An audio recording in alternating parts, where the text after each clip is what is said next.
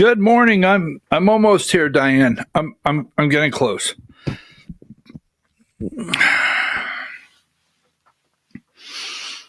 I'm here. Boy, well, I wasn't in the mood for the jacket today. I wasn't in the mood. I mean, it's Labor Day weekend. Summer's almost over. I'm out there looking for sweatshirts now. Sweatshirts.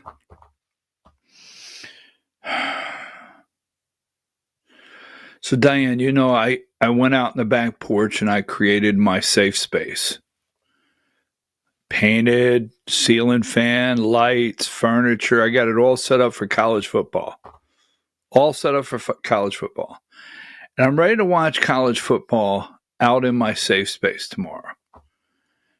And it was broke to me that I would have to just forgo watching the game in my safe space because I don't have an outdoor TV.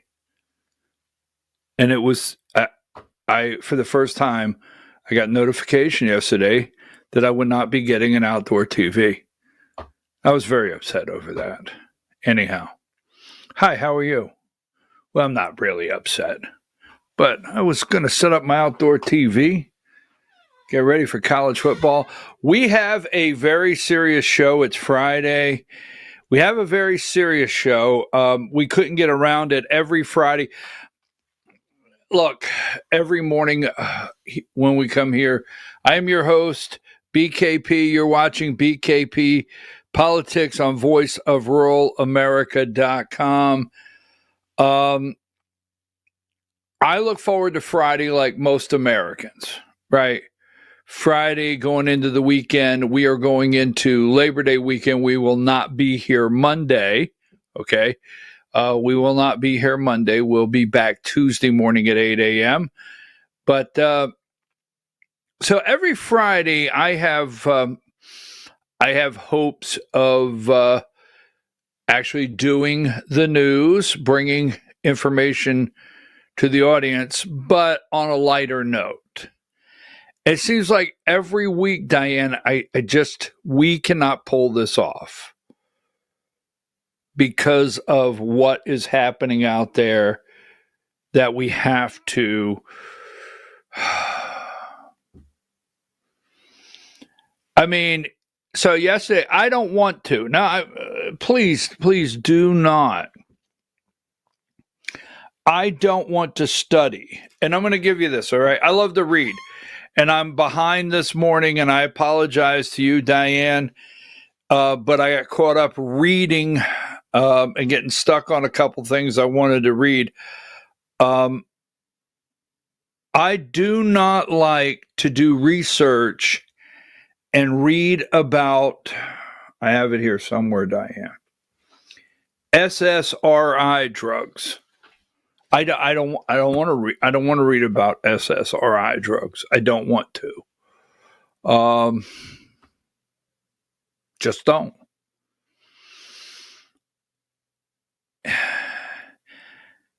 It really all boils down to what they did to our kids and what they're doing to our children. So anyhow, we'll get into that because it's going to be a serious morning, and I have to. When we come back at 8:30, have I already opened the show, or we're already 8:04? How are you doing, folks? I'm your host, BKP. You're watching BKP Politics on voiceofruralamerica.com. You know what? I love the national audience from sea to shining sea, international audience, but from sea to shining sea. No, if you live in downtown Atlanta and you send me messages, you're not part of the international audience. But that being said, Connecticut, I want to give a shout out to Connecticut.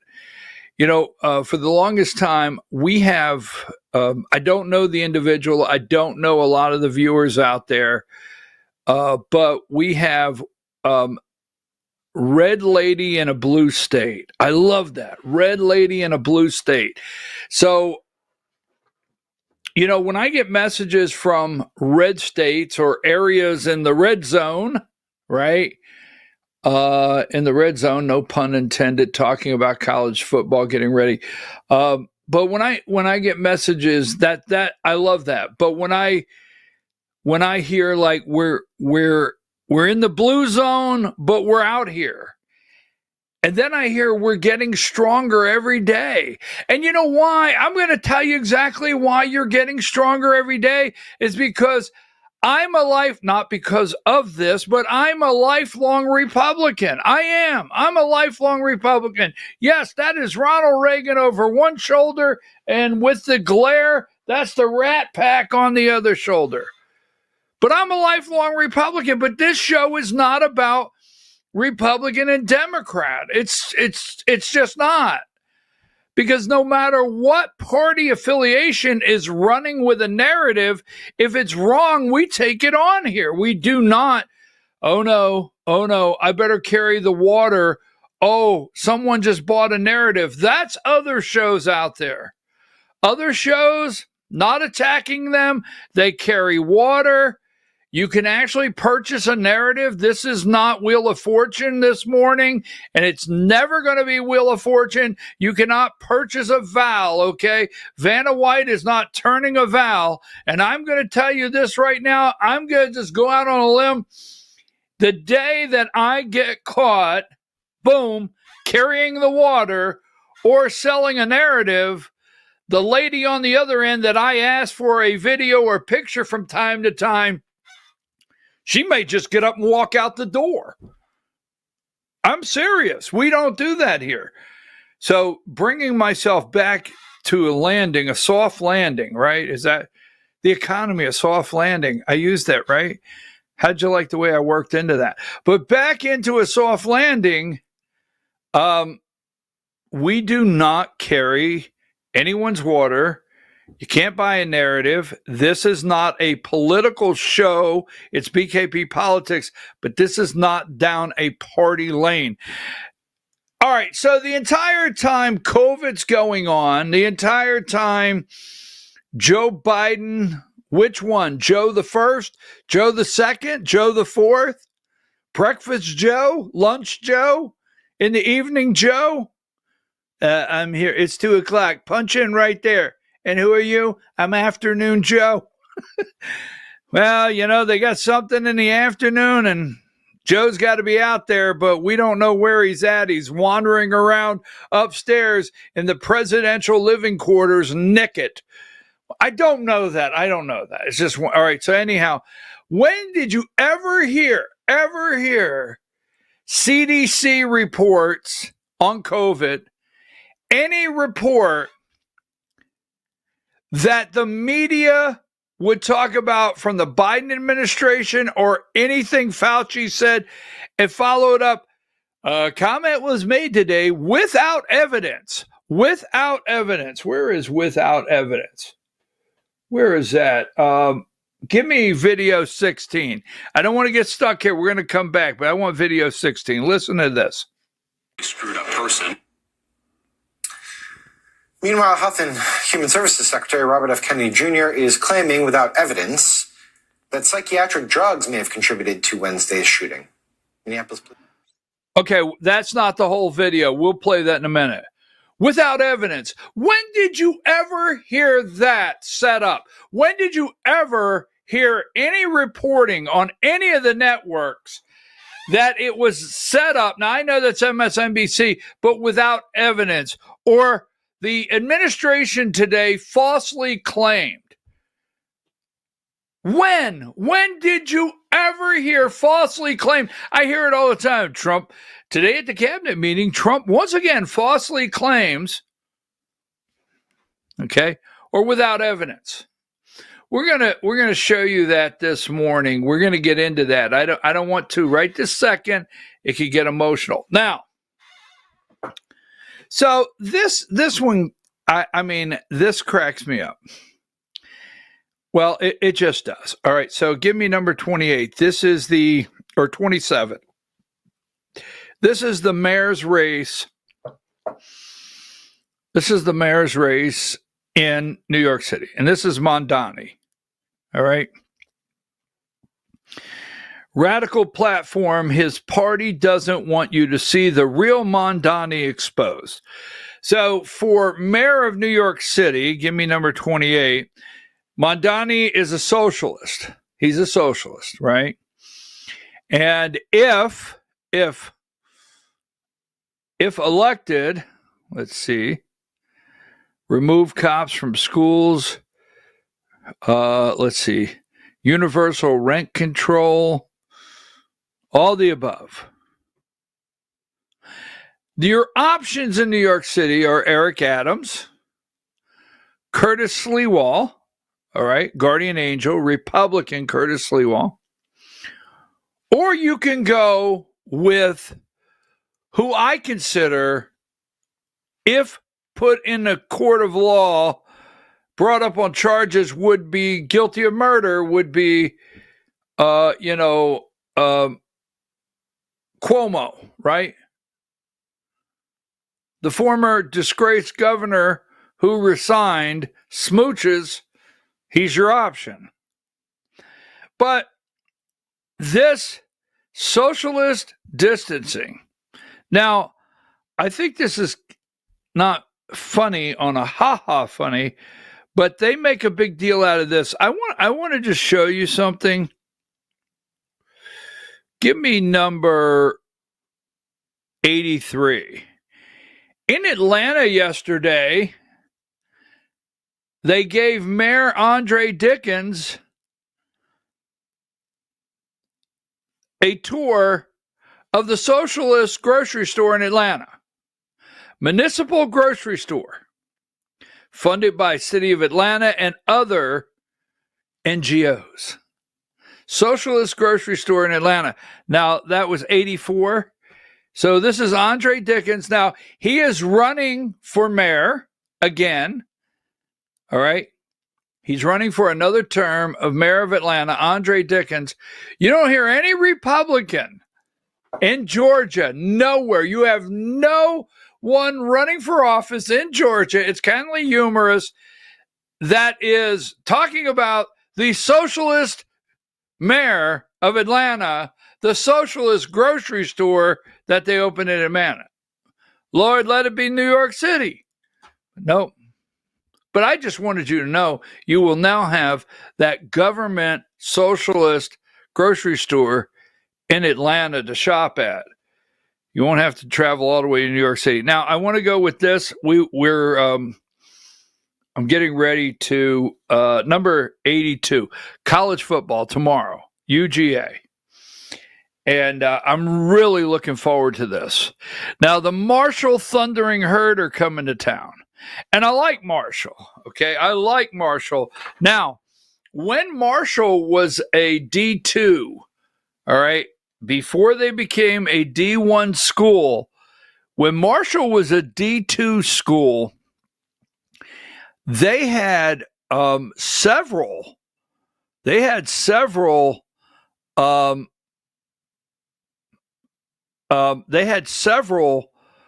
national championships. Marshall Thundering Herd had several national championships as a D2 school.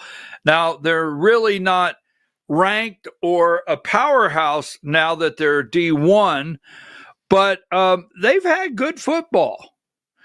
They could give, Georgia a little challenge, at least I think so. Marshall Thundering Herd. I am looking forward to opening day tomorrow at 3:30. Now, my question for you today, before we leave, what famous, well, there could be plural, but what they played together, what quarterback and wide receiver played together for Marshall Thundering Herd that went to the NFL? Quarterback and wide receiver. All right, give me that one. Now, so I'm looking forward to that tomorrow. I'm looking forward to that. Now, here's another one. Diane, give me number 91. This one, I'm looking forward to the dogs. I am. I'm looking forward to the dogs. I am. Wolf out there. No one get upset. Got it? Actually, I want to see Gunnar Stockton. I want to see this guy. I am like, please.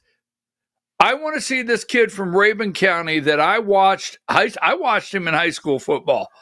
On the side, I was right on the side. I watched this kid play in Rabun County in high school football. I want to see Gunnar Stockton light it up. I mean, I am so happy, first of all, that I don't even want to remember the guy's name, that I could not stand the sight of him. Lamborghini boy is gone. All right, this one right here, Texas. Now, I'm also interested in seeing Arch Manning. This is Arch's season. He worked in the background. The kid did. The Manning kid at Texas. They're solid. The Manning family. You don't like them or dislike them. Whatever you may think of Eli and Peyton and the rest of the Manning family, they're solid people. They stay focused. They do. They stay focused on what they're doing. And the kid is no different.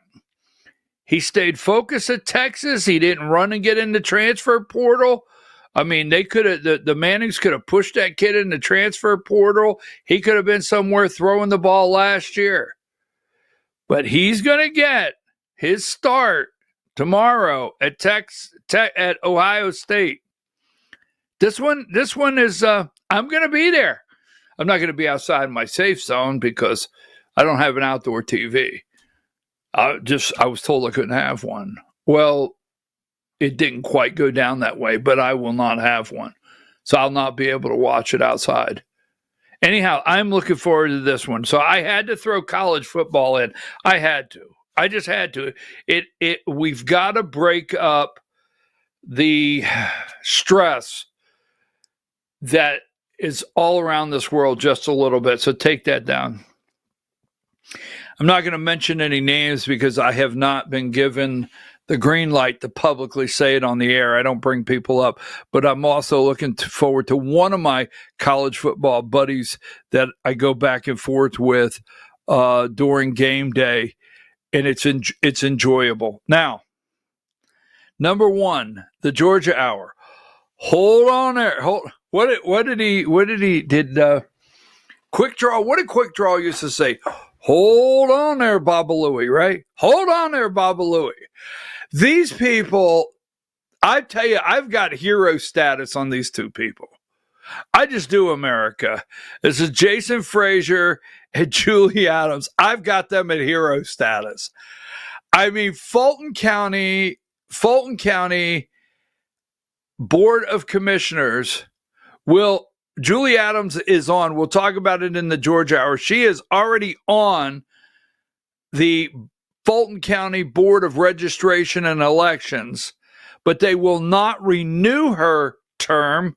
They will not put her on for a second term. And Jason Frazier, no way. They won't let that guy on. They will not let him on there. And hold on, the judge. I know what you heard.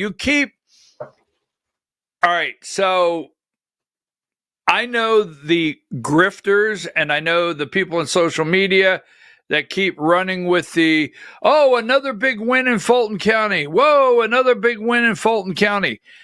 I don't disagree that we've had progress in the courts, but if you're sitting out there and you say, well, now Fulton County has to pay $10,000 a day starting effective at noon today, hold on. They do not.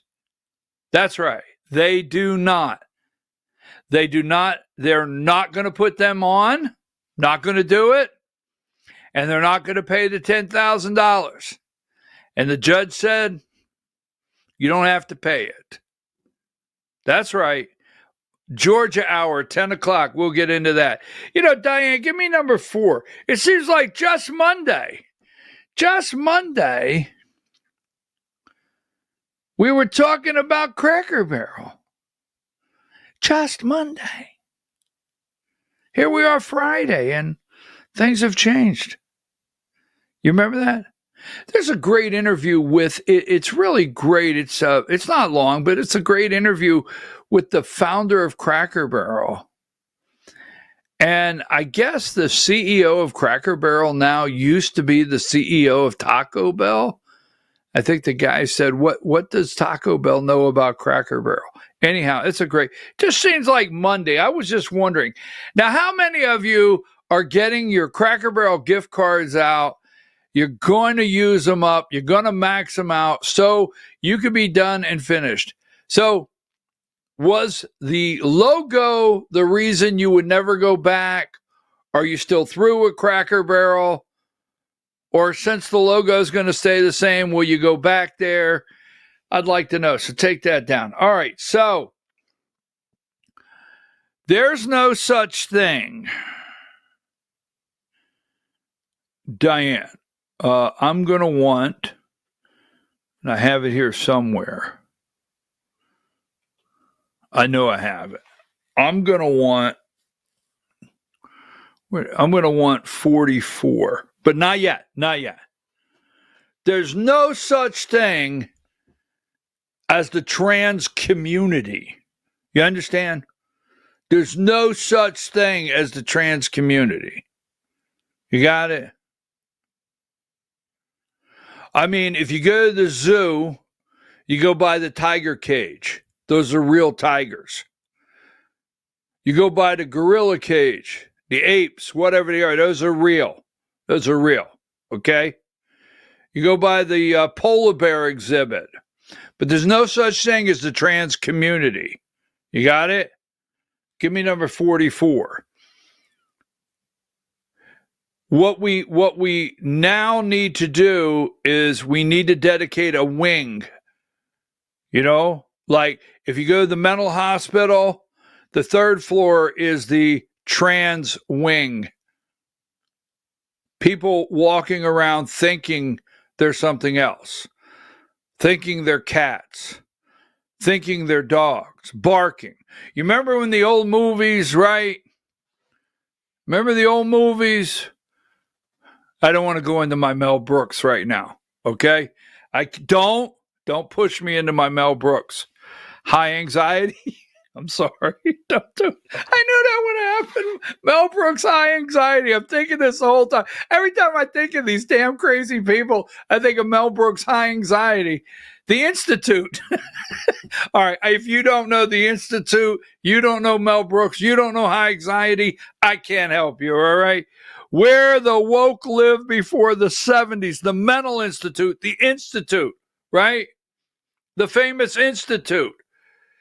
So if you're out there and you're barking like a dog, if you're out there and you think you're a cat, if you're out there and you're opening a can of Purina this morning, if you're out there and you're putting on dangling earrings, but you really blah, blah, blah, blah, you need to go to the third floor. That's where you need to go. You don't need to go in our schools, right? You don't need to. You don't need to be out and about because you're taking certain drugs that will cause you to think about suicide, about killing someone else. We'll get into that in a minute. You need to go to the third floor. Period. Third floor, video 1. You know, in the old days, we had mental institutions. You had a lot of them. And you could nab somebody like this. We need to run around and nab these damn people and put them on the third floor. Bottom line. Okay? And then what we need to do is we need to prosecute the ones that said, yes, we can help you with these drugs. So if you come in and you say, hey, I feel like a woman. Ooh, that better never happen again, right? If you go and do that, if you're a man and you're doing a Shania Twain or whatever that was, feel like a woman, first of all, you need to go to the third damn floor of the Institute. But the person that you go and see, if they say, hey, we can give you these drugs, and you could really feel like a woman when we're done and finished with you and studying you, they need to go to prison. Got it? All right. So I knew what was going to happen as soon as I got worked up. So let's see what else I have, because we're going to take a break. When we come back, we have a lot to cover. You want to talk about sick? This is my diagnosis. I'm not qualified to throw out the diagnosis. But there's a side of me that says, this is sick. This is a mental problem. 52. The Georgia Hour. I am going to just tell you, in my unprofessional opinion, this is a mental problem. This is mental. Okay? These people are surrounded with a Ponzi scheme, basically stealing $140 million from senior citizens, but they are determined to keep their control in the Georgia Republican Party. This is sick. This is my unprofessional diagnosis. The albino rhino has a mental problem. That's just my opinion, and I'm allowed to do that. Take that down. All right, let's see what else I have here. So since we're talking about people, I've been waiting. Number 2. No, 61. I don't want number 2. I want 61. We'll talk about that in Georgia. I got to take a break. What kind of world do we live in where fat people got to buy 2 seats to fly on a plane? I mean, come on already. Come on already. I know I'm a little chubby. Really? Okay. All right. So enough with the horsing around. When we return, we're going to get really serious. SSRI drugs. Take a break.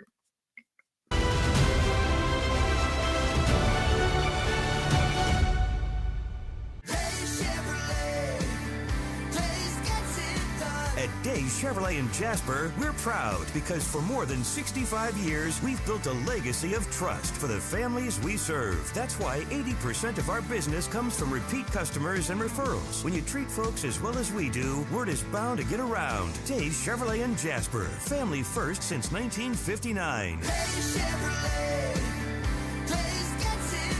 Together, let's drive. Larry's Body Shop in Ellijay. Family owned and operated since 1978. The latest in cutting-edge digital technology and state-of-the-art equipment allow our iCard Gold Class certified technicians to restore your vehicle. Our second-to-none customer service will work directly with your insurance company. Major accident or minor fender bender. We take the dents out of accidents. Larry's Body Shop, North Georgia's #1 body shop. Visit us at collisiondecision.com. Why give your money to liberal media companies? Put your marketing needs in the hands of a conservative marketing professional and start getting results today. FYN Media Group, one of the top digital marketing agencies in Georgia, specializes in website design and hosting, social media promotion and management, and so much more. Visit FYNmediagroup.com or call 706-889-3564 for a free consultation. Welcome to El Rey Azteca Mexican Restaurant. We invite you to indulge your senses with our from-scratch authentic Mexican food. Whether you are hungry for fajitas or the El Rey Azteca burrito, we offer a wide variety of fine Mexican dishes, drinks, and desserts. Our inviting patio, indoor seating, and bar has a seat for everyone. So come to El Rey Azteca for delicious food, great drinks, good friends, and loads of fun in a casual and friendly atmosphere. Ladies, when you wear elegant jewelry, you become a force to be reckoned with. You shine brighter than the stars in the sky, and your inner beauty radiates like the sun. So embrace the magic, embrace the elegance, and let your jewelry be a reflection of your true, authentic self. My friends over at North Georgia Diamond know what a woman wants. Go see them for the perfect gift. And remember, when it comes to elegance, there's no such thing as too much. Come see us at North Georgia Diamond. We're igniting passion one sparkle at a time.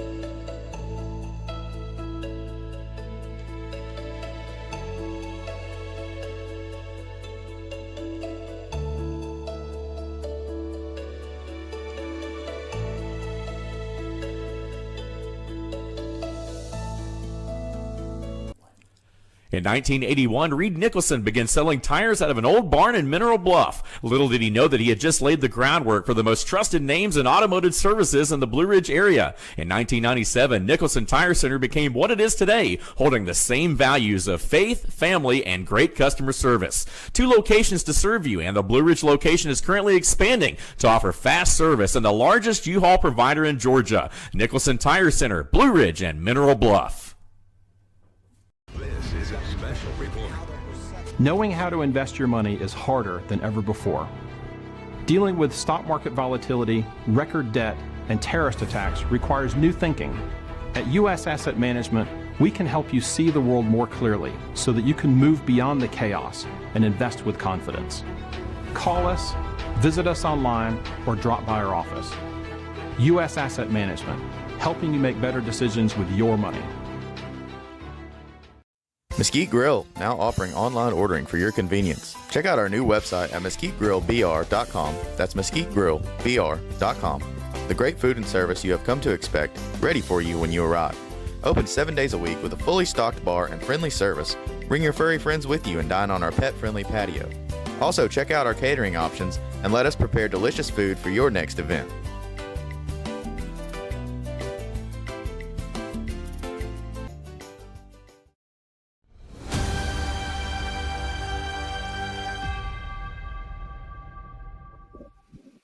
All right, folks, we're back. I'm your host, BKP. You're watching BKP Politics on voiceofruralamerica.com. You remember when Rush on Fridays used to do his NFL picks? You remember on Friday he used to lighten the show up going into the weekend and do the NFL picks. I know. You don't want sports talk. You could tune into sports talk. I'm just going to tell you, I am really looking forward to college football tomorrow, but I'm so upset about the subject matter that we're dealing with right now. And as of yesterday, I was telling someone on the phone last night, I don't like this. I don't know. I just grew up in a simpler time. I mean, we went outside in the summertime. I'm your host, BKP. You're watching BKP Politics and Voice on voiceofruralamerica.com. You know, I grew up in a subdivision. There was kids everywhere. We went outside in the summertime. We didn't think about coming back in the house. You know, we didn't have Powerade and power drinks and electrolytes. I mean, nobody was restoring our electrolytes when we were kids. No one was checking our potassium levels when we ran all day long. No one was giving us an energy bar to keep us going. All right. We went outside all day and we ran up to the water hose on the house closest to where we were playing, spun it around. Everybody took a drink of water, squirted the kid next to you, turned it off, and went back to playing. No power balls, no electrolytes, no energy drinks, nothing. You know, no parents came out with orange slices and said it's time to take a break. And I'm the parent of the day that's been chosen to give you orange slices. Nothing. Boom. Right? But we didn't think about, now. All right, so the subject matter. RFK Jr. is being called a crackpot. They are asking for his resignation. All right. And if you watch, I'll play for you in a moment. This is very heartbreaking, and I know what they're doing. Give me number 80. There are 2 children dead. Okay. Now, this morning, as you well know, by the way, I'm your host, BKP. You're watching BKP Politics on voiceofruralamerica.com. Hi, Diane. CDC crisis triggered by upcoming vaccine meeting leading to director's firing and resignation. All right. Give me number 90. We're hearing about the CDC. Now, this is just rips your heart out. You're not real out there if this doesn't rip your heart out. Moisky, right? And Merkel, right? Fletcher and Harper, they were killed. I think a total of 18 wounded. We still have kids in critical condition in the hospital. But they're not talking about Robin this morning. None of the networks are really taking on Robert, who now thinks he's Robin. Give me number 75. So they want gun control. Shooter had deranged, all right, fascination with shooting. Nowhere in the reporting. I watched CBS at 4 a.m. this morning. I watch Atlanta News at 4:30. I watch MSNBC. I watch CNN. Nowhere in the reporting. Now, I do understand Fox is running some of this, but nowhere in the reporting are we really breaking down the cause. Nowhere do we ask what's wrong with the kids. So this is Robert. His mother has lawyered up, right? She's got an attorney now.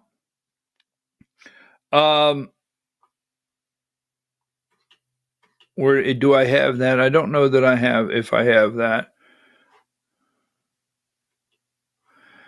But give me number 26. The mother is not speaking to anybody. All right.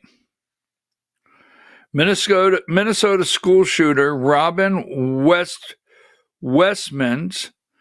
See, that is a boy. That's Robert. That's Robert. $300. Mom, I don't know about dad, but they went down and paid the money to change his name. Lawyered up. They don't want to talk about the drugs the kids are on. No. The parents want no responsibility whatsoever for this.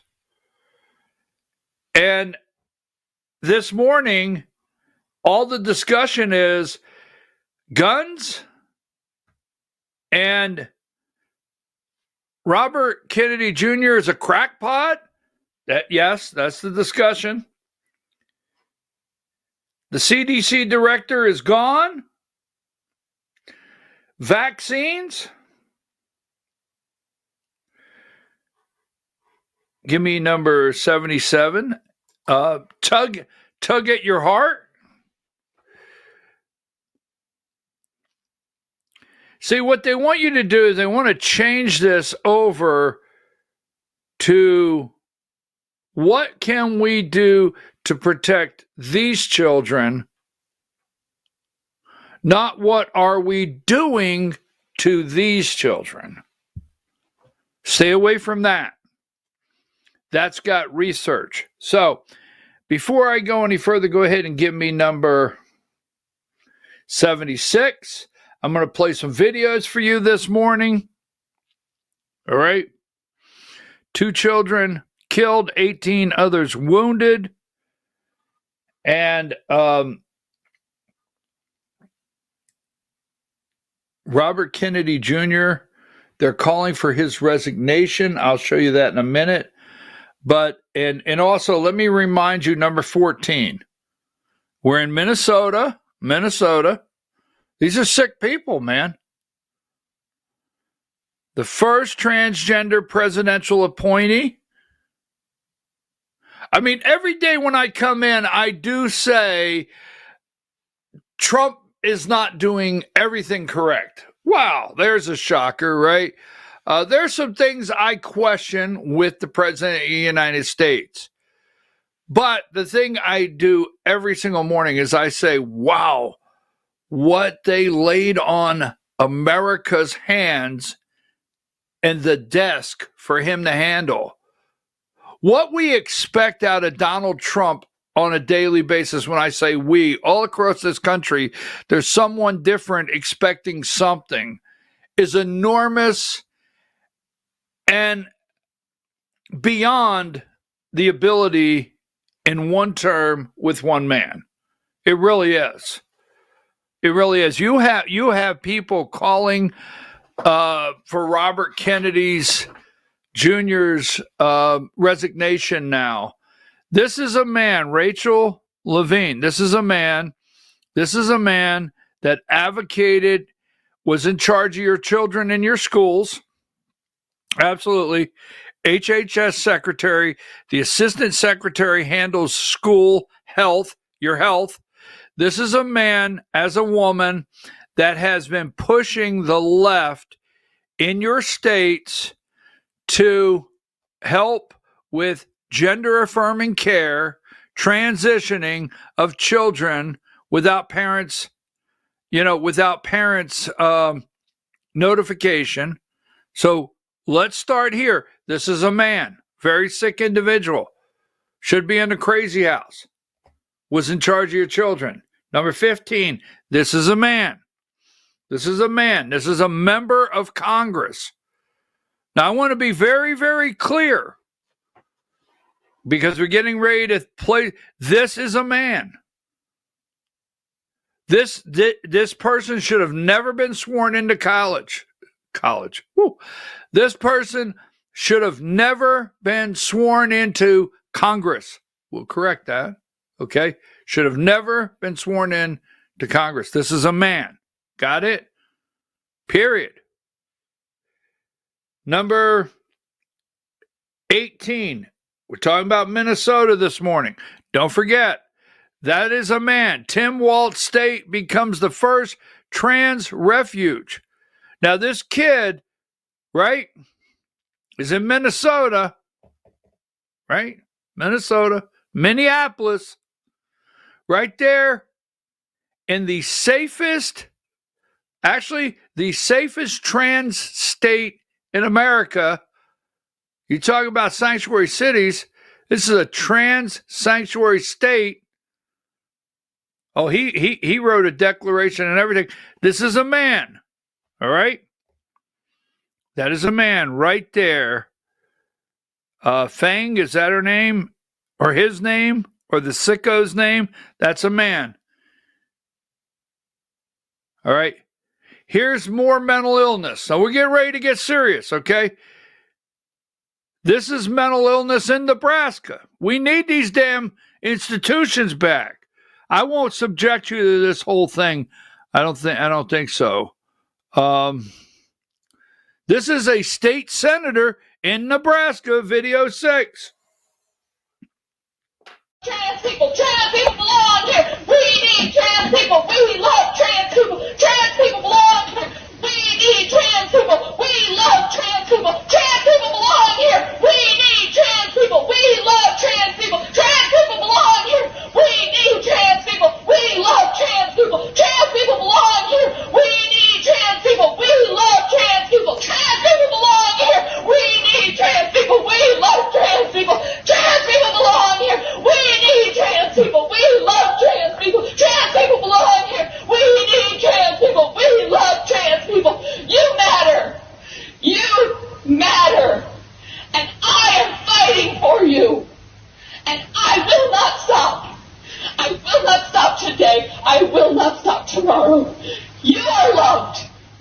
You matter. You belong here. You know, the only thing missing in that video was the two guys that came in at the end in white coats and a straitjacket. Yes. That's the only thing missing out of that video. That is a state senator. Folks, these people are batshit crazy. They are. You got to get your kids away from them. You got to get away from them. Yes, sir. Okay. Let me just say this, and I'm not going to go down roads, okay? Not going to go down roads. I have gay friends. Easy. Get off. All right, get off. I have gay friends. I'm not gay. Although I was singing a piece of a Shania Twain song earlier. Don't hold that against me. Right? I have lesbian friends. Easy. Okay? But there's people I talk to. They're not crazy. Now, we're not going to go down the road of right, wrong, all the above. I'm not going down that road right now. But I have gay friends that are not crazy. They're not crazy. These people are batshit crazy. Let's go with video 1 right now before we move into other areas. Video 1. You know, in the old days, we had mental institutions. You had a lot of them. And you could nab somebody like this. They needed to nab her right then and there. Nab her ass. Wow. White coats, straight jacket. Now, these are men. All right? These are men. So let's go here.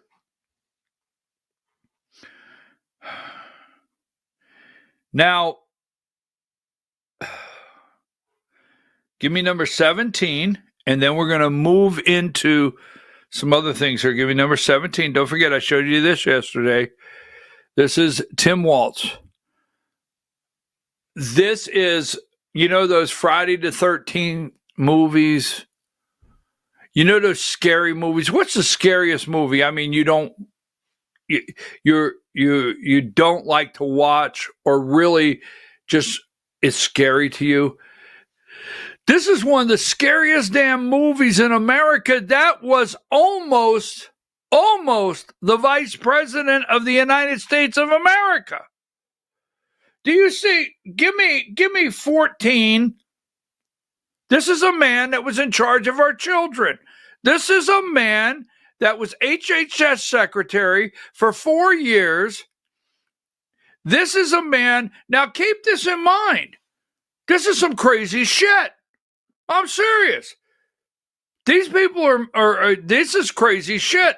This is a man that was the Health and Human Services Director for the state of Pennsylvania during COVID. Oh, yeah. This is a man in the state of Pennsylvania that was their Health and Human Services Director in Pennsylvania before Joe Biden thought he ought to be in charge of all the children in the country. Argue with me, because you're going to lose that argument. Go ahead. Argue. Bring it. HHS Secretary of the state of Pennsylvania during COVID. This person was help writing COVID protocols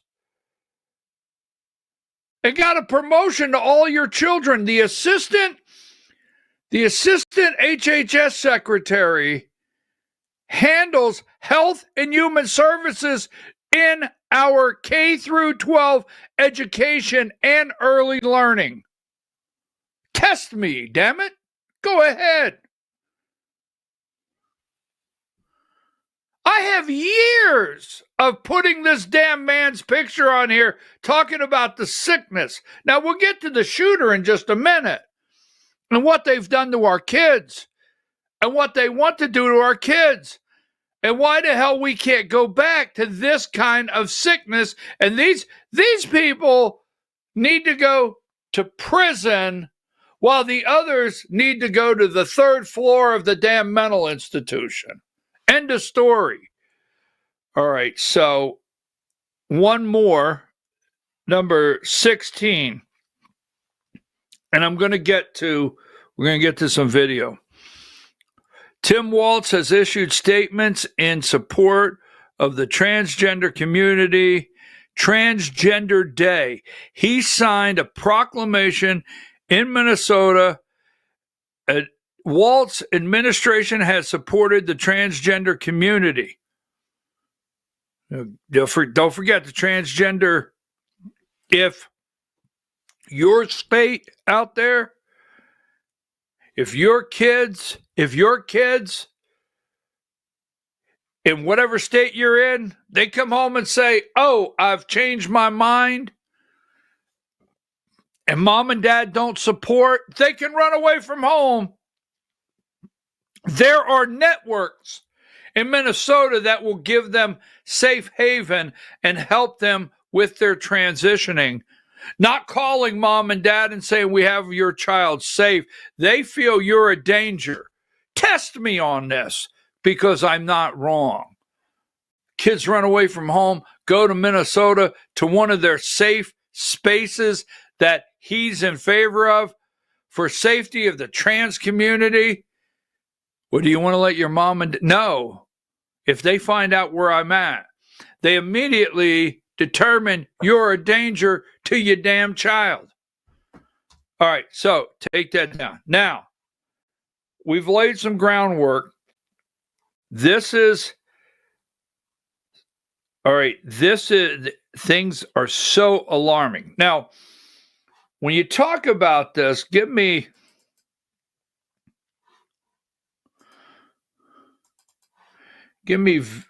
number 43, Diane. Now, well, wait a minute. Before we go there, go ahead. I'm sorry, Diane. I don't mean to be jumping around. Give me 47. So you could see things like this, right? And, right, SSRI dose, all right, SSRI.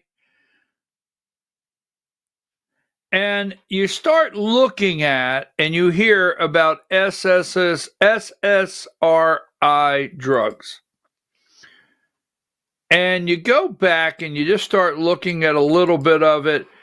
And you go to 43 and you look at it.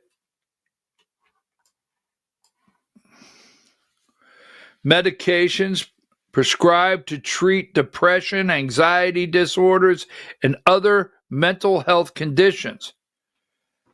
Common medications. Here's the common medications. This is what they got your children on. Users. Down here, major depressive disorder, anxiety disorder, obsession, compulsion disorder, panic disorder, right? Now, 45, serious but rare side effects. Confusion, heart rate, dizziness, irritability, increased risk of suicidal thoughts, especially in young adults and adolescents. And you see that right there? It's called black box warning, right? Increasing risk of suicidal thoughts, especially in young adults and adolescents. Black box warnings. So you go to black box warnings, and some of these medical terms I can't pronounce, okay? So let's not attack me for it. Number 46, selected serotonin reuptake, I guess, inhibitors are a class of antidepressants commonly prescribed for conditions like major depressive disorder, anxiety, obsession, others. Example, Prozac, list goes on, Paxil. The black box warning for SSRIs and other antidepressants specifically addresses an increased risk of suicidal thoughts and behaviors in children, adolescents, and young adults. The warning does not apply to over 25 years old the same way. Young adults, black box warnings specifically addresses an increased risk in suicidal thoughts and behaviors. Now, RFK Jr. did not write this. RFK Jr. did not write this, okay? And CDC, we're going to get into it in a minute. We're supposed to follow the science.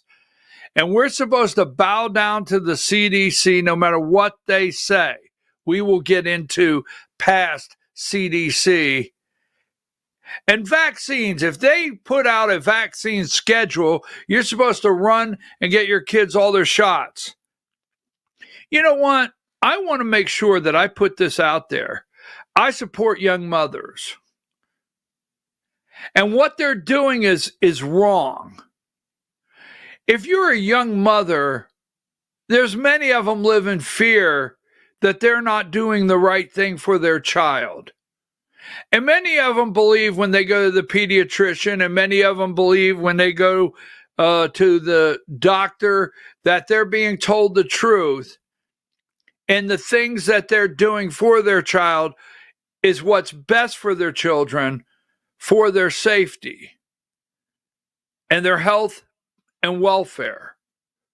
There's a lot of young mothers out there that don't realize. Now, the other side of that, and I'm not calling them dumb, don't make that mistake. But young mothers, they go to the doctor, and doctor sits down and says, well, you need to have, your child needs to be, vaccinated for this and that. Now, here's the thing they're not happy with, is the code is being cracked.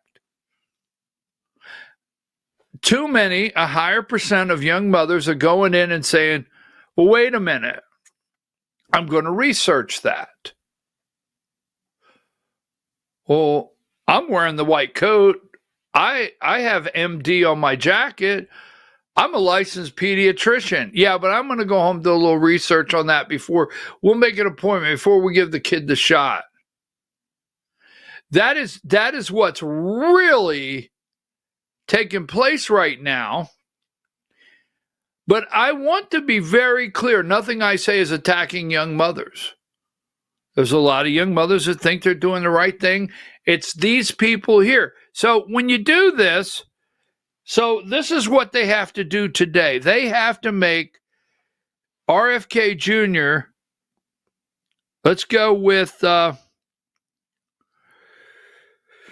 RFK Jr.? No, I don't want to go with how they, let's go with video 4.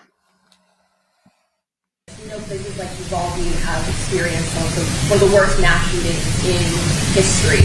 The CDC has previously been responsible for studying gun violence. A lot of those programs have been cut now. Would you still consider gun violence a public health crisis? And who's going to be... I certainly consider mass shootings a health crisis. And we are doing, for the first time, real studies to find out what the etiology of that is. And we're looking for the first time at psychiatric drugs. These kind of mass shooting, people have had guns in this country forever. When I was a kid, we had shooting clubs at our school. Kids, my classmates, other people would bring a .22 rifle with their guns to school and park it in the parking lot. Nobody was shooting. So there's never been a time in America, in the history of humanity, and people walked into a crowd, into a church or a movie theater or a school or a crowd of strangers and just started randomly shooting. It's happening in our country. It's not happening around the world. And there are many other countries that have comparable levels of guns that we have in this country. We had comparable levels in the 40s, 50s, and 60s, and people weren't doing that. Something changed, and it dramatically changed human behavior. And one of the culprits we need to examine is whether the fact that we are the most over-medicated nation in the world, and that a lot of those are psychiatric drugs that have black box warnings on them that warn of suicidal and homicidal ideation. So we are doing those studies right now for the first time, and we will have an answer. Now, he is considered a crackpot. That's what, no, you will hear all day long the media talk about. Remember, I told you earlier, right, Diane, what I say, without evidence. That's what they'll attack this man with all day long, because he speaks the truth. I've told the story on here, and Diane, I know you know it, if you're new to the show. I received, oh, by the way, you begged me to stop that video on trans people. No, you had to suffer through it just like myself. I received my NRA gun safety patch in the first grade.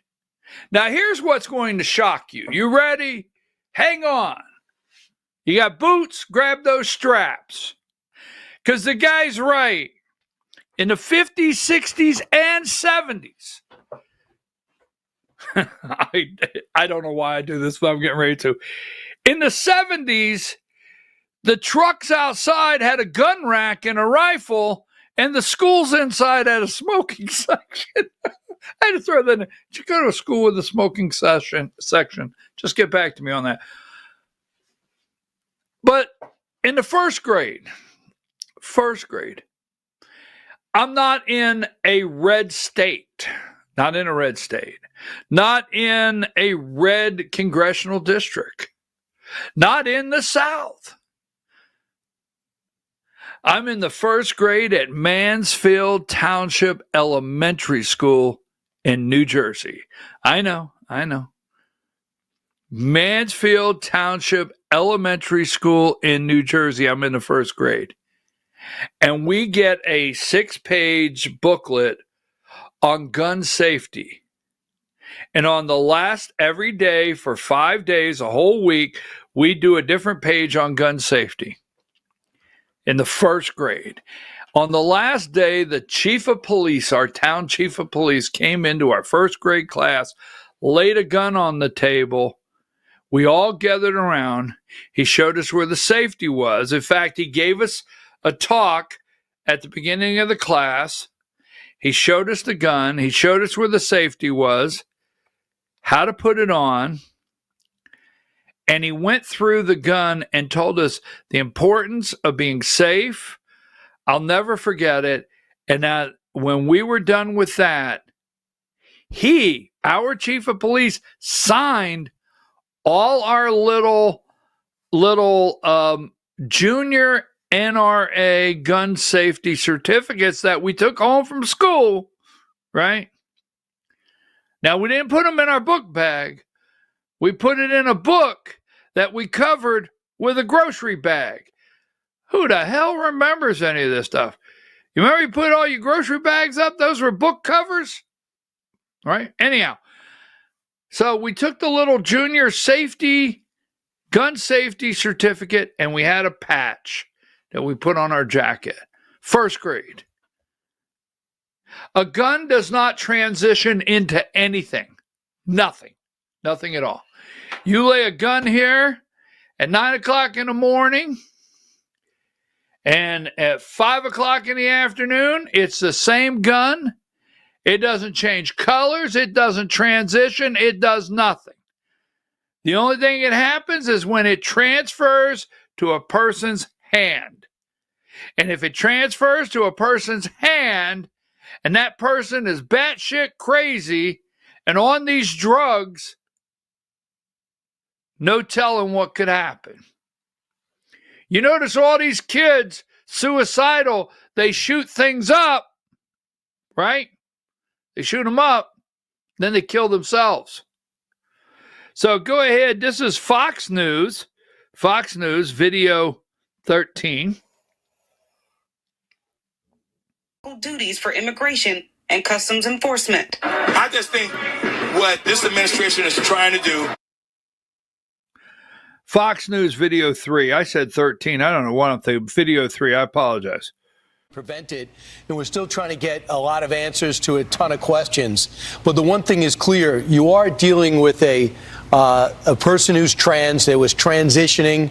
Are you going to be examining at all some of the drugs that are used in order to make that transition happening, to see if it plays a role? Because we also know there was a trans shooter in the Tennessee situation. Yeah, we are doing those kind of studies now at NIH. We're launching studies on the potential contribution of some of the SSRI drugs and some of the other psychiatric drugs that might be contributing to violence. You know, many of them on there have black box warnings that warn of suicidal ideation and homicidal ideation. So we can't exclude those as a culprit, and those are the kind of studies that we're doing. So I've never seen that medicine, but you're saying that if you get it, some of the side effects could be homicide, suicide?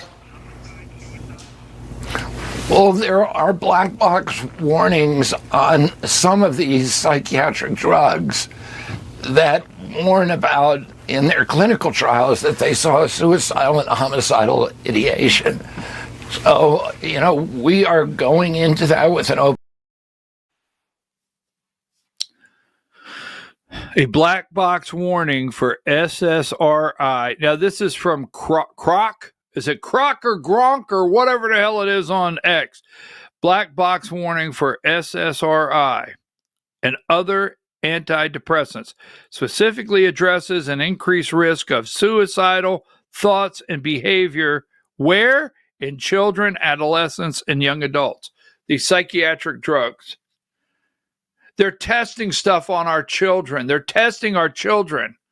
Our children are a test case. They're writing studies on this to publish. And then they'll go with their bow ties. And they'll have a pipe. And they'll be at Harvard. And they'll talk about being published. I was published with my study. That recently I'm in the journal. Oh, you're in the journal? Yes, I'm in the journal. You should be on the third floor of the damn mental institution is where you ought to be. No, you should be in prison. The nutcases. All right, so anyhow, now, remember MSNBC, all right, school shooter, how they, remember, now you've heard this. Give me this video 16 now. Screwed up person. Meanwhile, Health and Human Services Secretary Robert F. Kennedy Jr. is claiming without evidence that psychiatric drugs may have contributed to Wednesday's shooting. Minneapolis police say they are not aware of the shooter undergoing any mental health treatment. At NIH, we're launching studies on the potential contribution of some of the SSRI drugs and some of the other psychiatric drugs that might be contributing to violence. You know, many of them on there have black box warnings that warn of suicidal ideation and homicidal ideation. So we can't exclude those as a culprit, and those are the kind of studies that we're doing.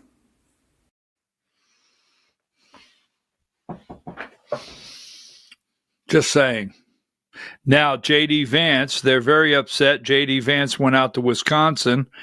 Let's go with video 15.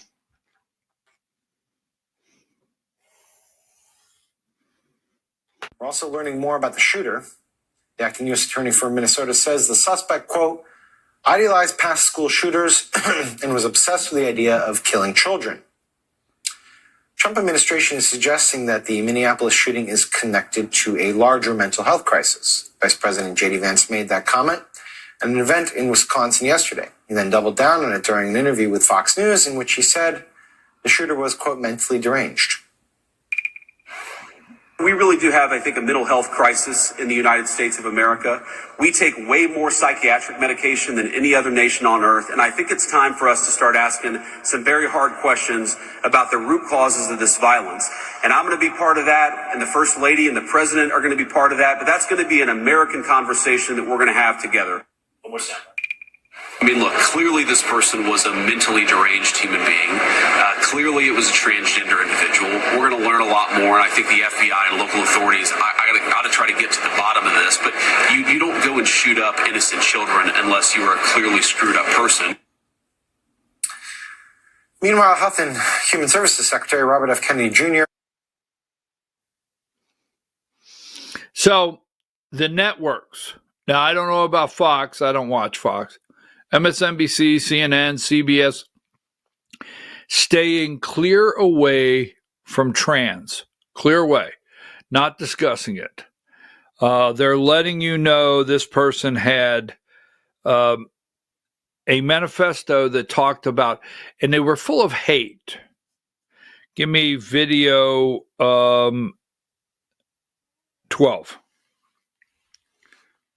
Yesterday, the mayor of Minneapolis called for stronger gun safety laws. There is no reason that someone should be able to reel off 30 shots before they even have to reload. Police say the shooter, identified as 23-year-old Robin West.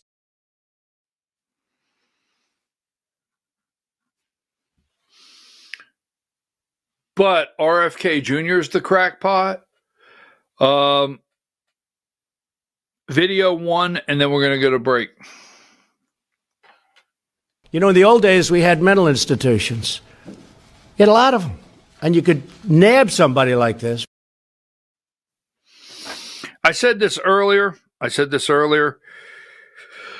Nothing I say this morning, nothing is an attack on young mothers. Nothing. There's joy. I don't know how people get joy, but there's a friend of mine that's headed to another city to be with their daughter because their daughter's expecting the first baby. This is just the miracle, the joy that we should be enjoying, grandmother, mother, right? So young mothers, they call the vaccine visits well baby checkups is what I got. Well baby checkups. So young mothers,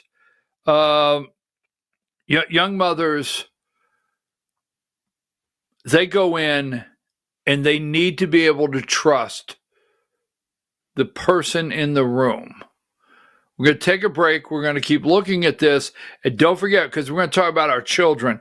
Now, this deranged person that killed these kids at this church, what did we do to our kids during COVID?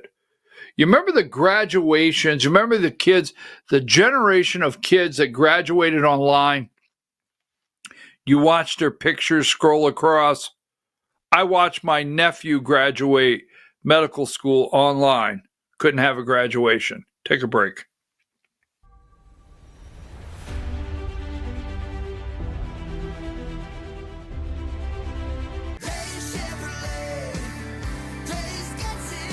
At Days Chevrolet in Jasper, we're proud because for more than 65 years, we've built a legacy of trust for the families we serve. That's why 80% of our business comes from repeat customers and referrals. When you treat folks as well as we do, word is bound to get around. Days Chevrolet in Jasper, family first since 1959. Together, let's drive. Larry's Body Shop in Ellijay. Family owned and operated since 1978. The latest in cutting-edge digital technology and state-of-the-art equipment allow our iCard Gold Class certified technicians to restore your vehicle. Our second-to-none customer service will work directly with your insurance company. Major accident or minor fender bender, we take the dents out of accidents. Larry's Body Shop, North Georgia's #1 body shop. Visit us at collisiondecision.com. Why give your money to liberal media companies? Put your marketing needs in the hands of a conservative marketing professional and start getting results today. FYN Media Group, one of the top digital marketing agencies in Georgia, specializes in website design and hosting, social media promotion and management, and so much more. Visit FYNmediagroup.com or call 706-889-3564 for a free consultation. Welcome to El Rey Azteca Mexican Restaurant. We invite you to indulge your senses with our from-scratch authentic Mexican food. Whether you are hungry for fajitas or the El Rey Azteca burrito, we offer a wide variety of fine Mexican dishes, drinks, and desserts. Our inviting patio, indoor seating, and bar has a seat for everyone. So come to El Rey Azteca for delicious food, great drinks, good friends, and loads of fun in a casual and friendly atmosphere. Ladies, when you wear elegant jewelry, you become a force to be reckoned with. You shine brighter than the stars in the sky, and your inner beauty radiates like the sun. So embrace the magic, embrace the elegance, and let your jewelry be a reflection of your true, authentic self. My friends over at North Georgia Diamond know what a woman wants. Go see them for the perfect gift. And remember, when it comes to elegance, there's no such thing as too much. Come see us at North Georgia Diamond. We're igniting passion one sparkle at a time.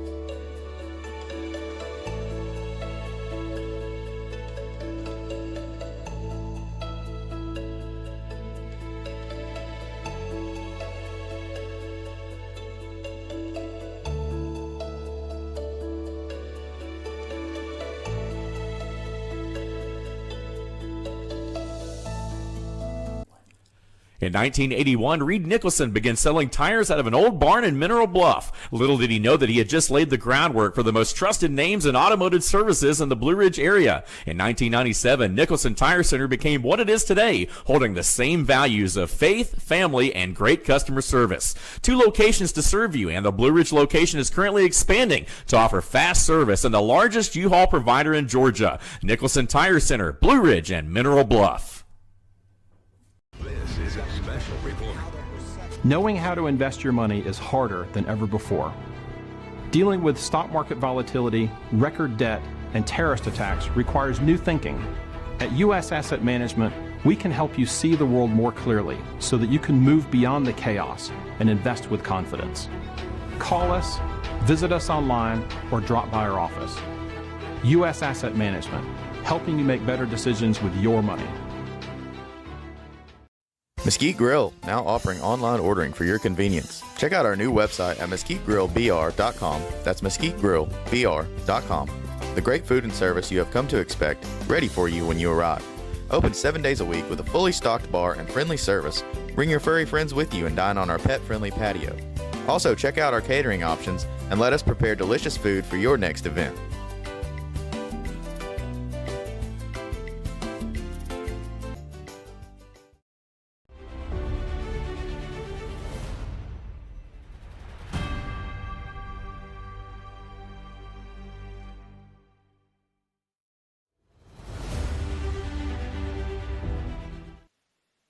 All right, folks, we're back. I'm your host, BKP. You're watching BKP Politics on voiceofruralamerica.com. You remember the guidance counselor? Hi, Diane. You remember the guidance counselor? I remember the guidance counselor. His name was Mr. Peters.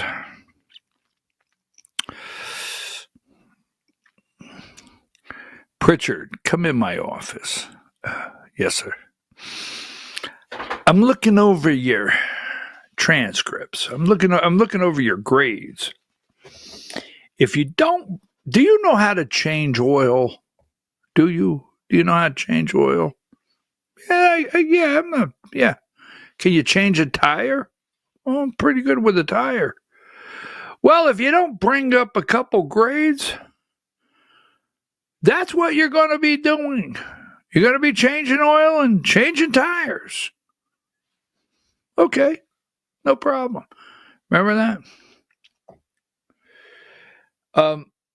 We need to go back. I know I'm going to get attacked for this like you would not believe, but we need to go back to the old-fashioned guidance counselor.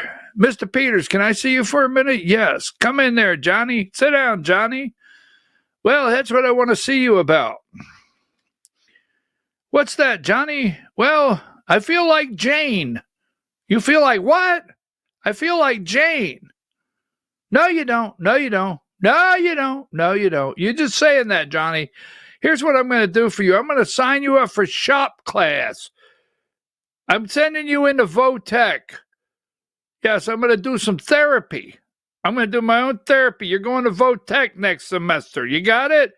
And don't be going down the hall saying your name's Jane, because, someone might beat your ass. Ooh, I didn't mean to put that in there. Pull that out. Diane, erase that. Back the tape up. Just saying. I mean, right? Now, I know, crackpot, right? So give me number 50. Look what they did to our kids, folks. Look what they did to our children. Remember this, right? Remember this? Rand Paul, this was 2023. Unelected bureaucrats insensibly declared that we should follow the science. Remember the old follow the science days? You remember when those kids were sitting in class with a mask on? All right, so this is Wisconsin Assembly Bill. This is a pediatrician. Wisconsin Assembly Bill 104, testimony from a pediatrician, video 7. My name, Mr. Chairman, members of the committee, thank you for allowing me to speak today before you in favor of AB 104. And I'm Dr. Paul Young. I'm a board-certified general pediatrician with over 36 years' experience, most of it in Wisconsin, practicing here now, and I hold a master's degree in bioethics.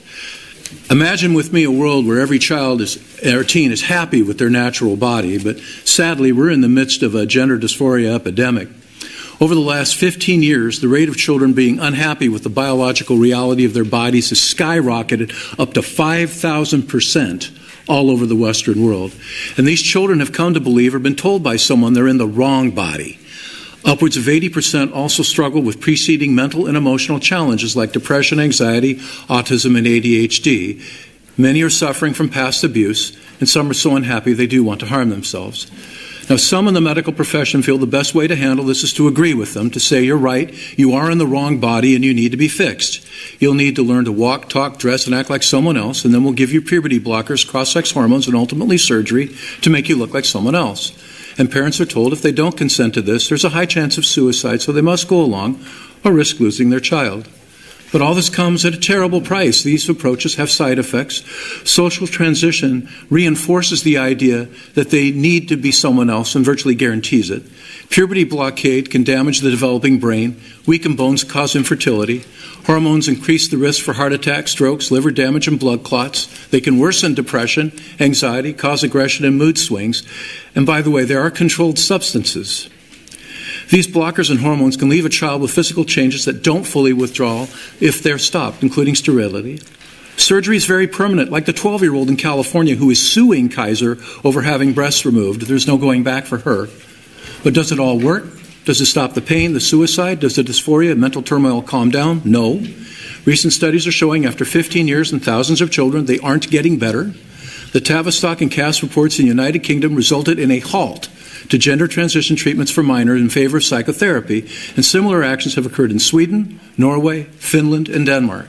U.S. studies have also shown that medical transition can make kids worse, with more psychotropic medication use, persistent poor mental health, and ongoing suicide risk. Now, in the past, we worked with these children to accept themselves just as they were. It worked too. About 80% got better. They were usually happier and got the help they needed for their preceding mental health troubles. You know, it's hard to imagine how helping someone learn to be okay with their natural body would be called conversion therapy. How can we expect a child of 8 or 9 or their parents to consent to a medical transition when they don't know that that child won't change their mind? Just like the 13% by research that I've quoted in your stuff that are now detransitioning. How tragic to go through this just to discover your body was good as it was. Now, I'm in favor of doing what helps, to help a child learn to love themselves for who they are. It's safer, kinder, and it works, and that's why I'm for AB 104. Thanks.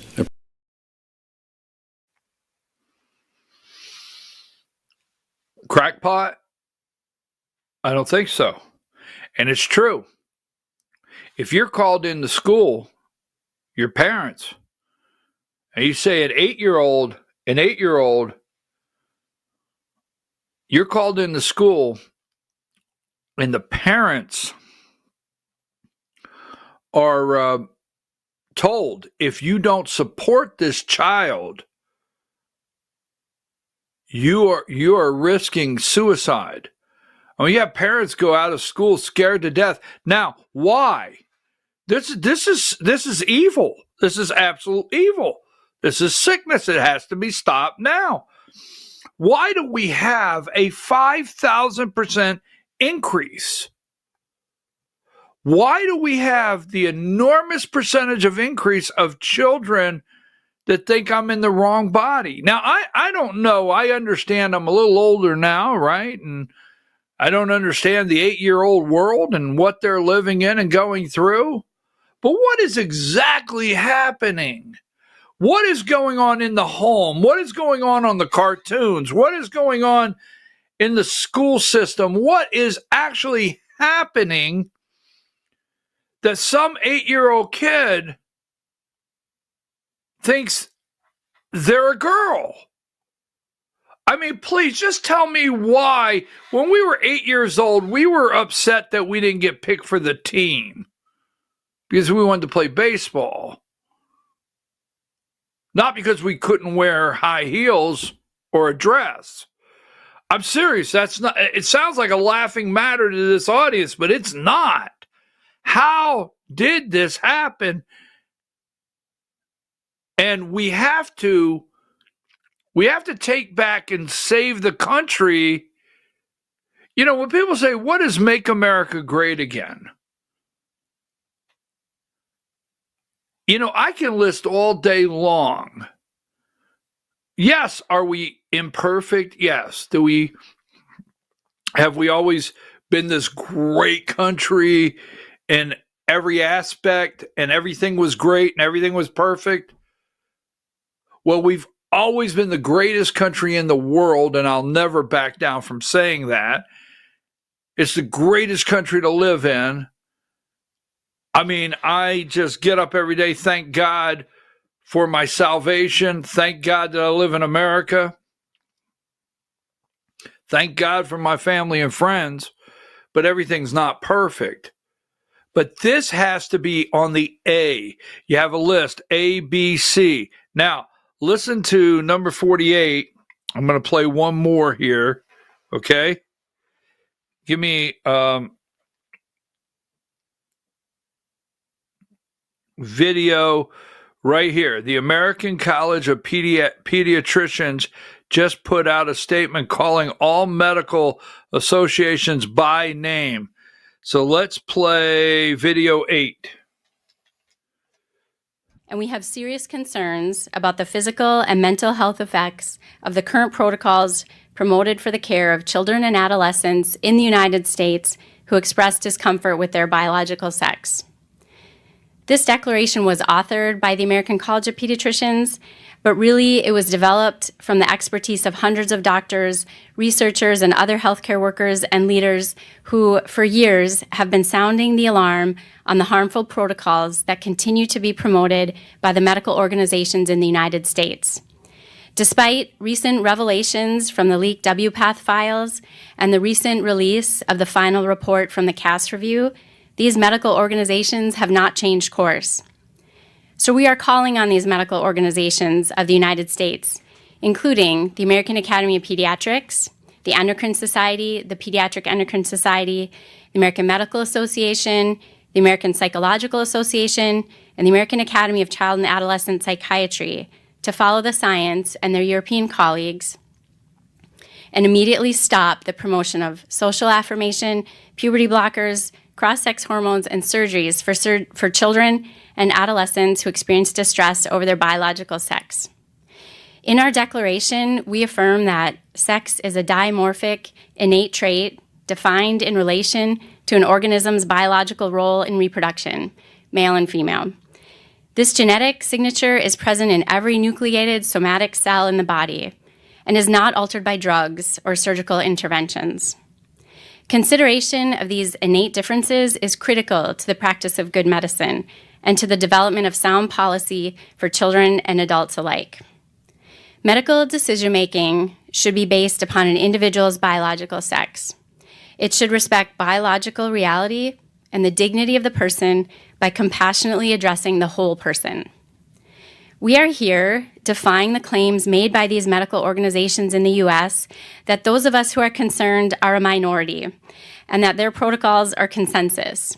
They are not consensus, and we are speaking in a loud, unified voice. Enough. All right. So, you know what? One of the most upsetting things to me is young mothers being put, young parents being put in certain positions. Parents want to do what's best for their children. Young family gets called in, particularly young mom, young dad gets called in, mother comes in. Look, Johnny's in the 3rd grade. He's not testing well in these areas.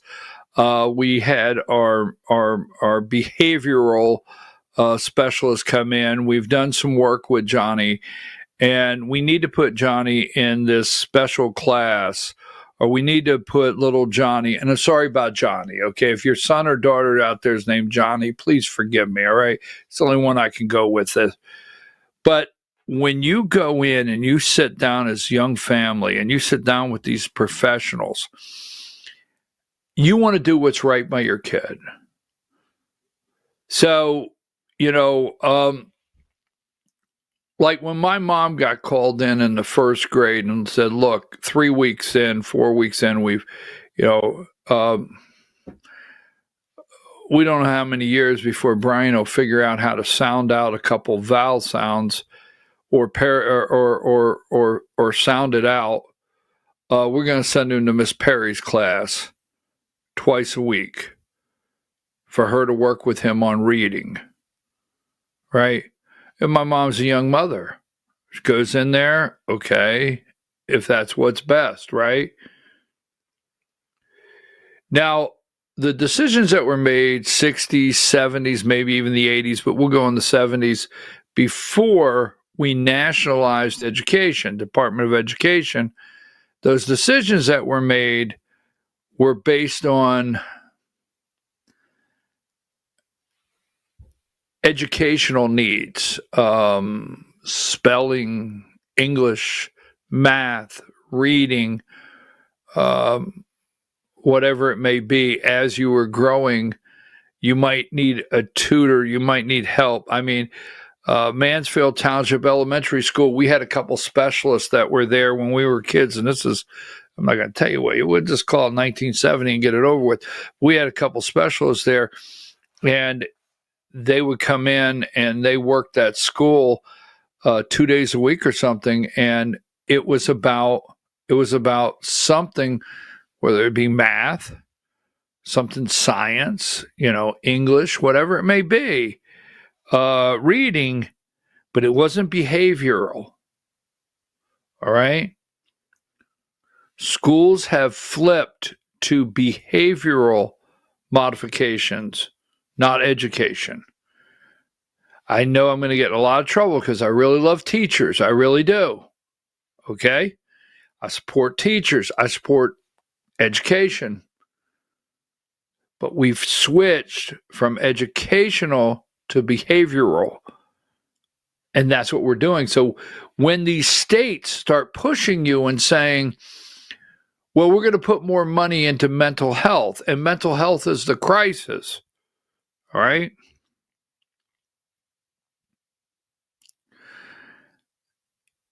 This kind of mental health is not what we need to be doing and paying for and building a psych ward at our schools for red flag laws, to lay out red flag laws to remove guns.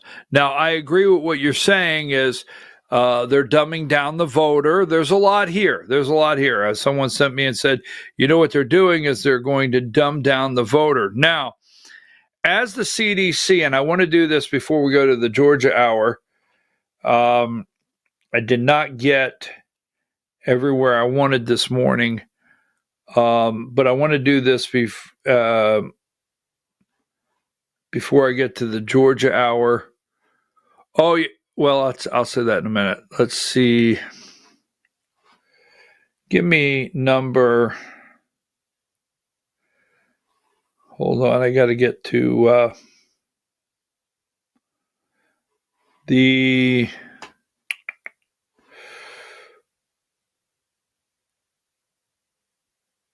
Let's start here. Vaccinations, they're very upset. Give me 64. So I just want to show you the Chiron, and then I want to go down memory road or lane or whatever it is. Dr. Vin Gupta, CVS holds off on offering COVID vaccines in 16 states. All right. They're holding off on it. They brought in Dr. Vin Gupta, 64 this morning. Give me 65. Multiple Senate Democrats call for RFK Jr. to be fired. Why? John Ossoff, number 66. Tonight's events are more evidence that putting a quack, right, like Bobby Kennedy in charge of the public health was a grave error. The Trump administration has been engaged for months in a campaign to destroy the CDC, America's preeminent disease-fighting agency. Is that who they are? The administration's extreme and incompetence are putting lives at risk. Here's Michael Bennett out in Colorado, number 67. RFK Jr. is a catastrophic failure. I got that one right. RFK Jr. is a catastrophic failure and a clear danger in office. He never should have been confirmed in the first place, and every day he stays in power puts the American people at risk. Okay. Nothing at all about the black label warnings. Nothing. Here you go. Number 73. This crackpot. Here's a crackpot for you.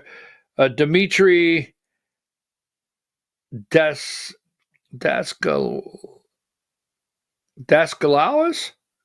Okay. Daskalowski. The doctor at CDC. Staff cheer on top officials who resigned in protest. They walked out in protest. Okay. 80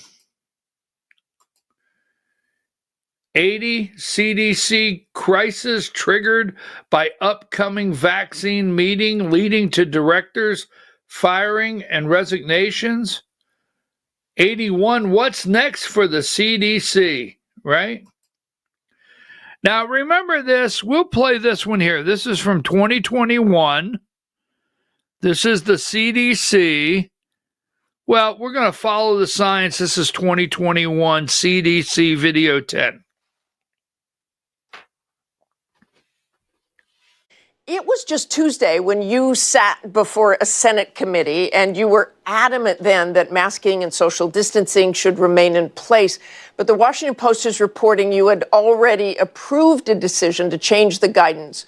When it was finally announced on Thursday, it came as a huge surprise and left some administration officials, doctors, businesses off guard. So why so suddenly, and why did you not tell the Senate panel what you had decided? Thank you. Good morning, Marcia. Thanks, Martha. Thanks for having me. First of all, let's celebrate this moment. We're at a place in this pandemic. Cases have been coming down more than a third just in the last 2 weeks. We have vaccine now across this country, widely available for anyone who wants it. And we now have science that has really just evolved even in the last 2 weeks that demonstrates that these vaccines are safe, they are effective, they are working in the population just as they did in the clinical trials, that they are working against our variants that we have here circulating in the United States, and that if you were to develop an infection even if you got vaccinated, that you can't transmit that infection to other people. Some of that science was really evolving as late as last Thursday, and one of the papers, the largest paper, was published from the CDC just the day before yesterday. So we were actively reviewing that science during the past week. We were making decisions and moving, and our subject matter experts were working just as I was testifying in front of Congress, and that was what was happening. I told the American people I'd deliver the science was moving. Why, it was moving just last Thursday. Ever since I talked to you, the science has moved again. And hey, we can get rid of the mask because the vaccine is safe. First of all, it's not a vaccine because vaccines eradicate something. Mask guidance, the vaccine is safe. And even if you get the vaccine and you get COVID, you can't transmit it to anyone. I will just say any damn thing I want here. We're going to take the mask off.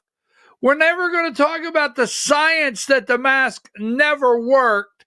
We're not going to talk about the lack that 6 foot from each other separation never worked. We're not going to talk about that we tamped down the virus by walking in certain directions through grocery stores. We're never going to get clear on that.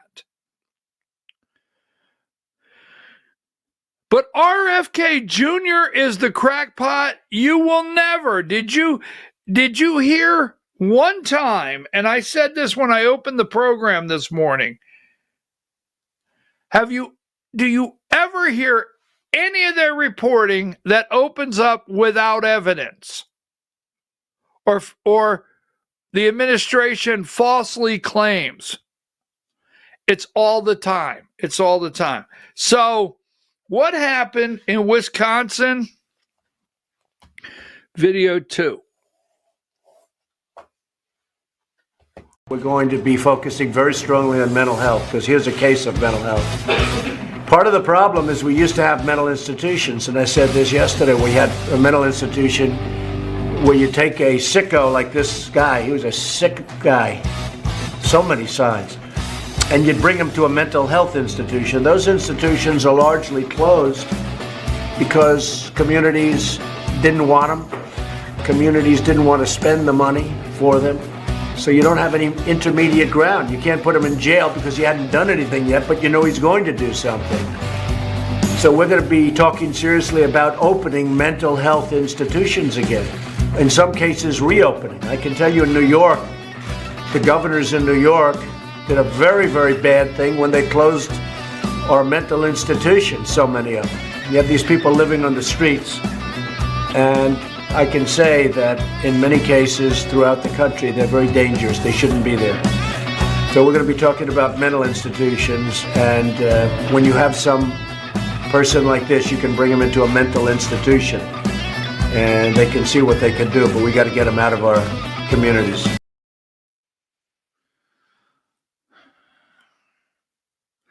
Number 13, don't forget, demonic.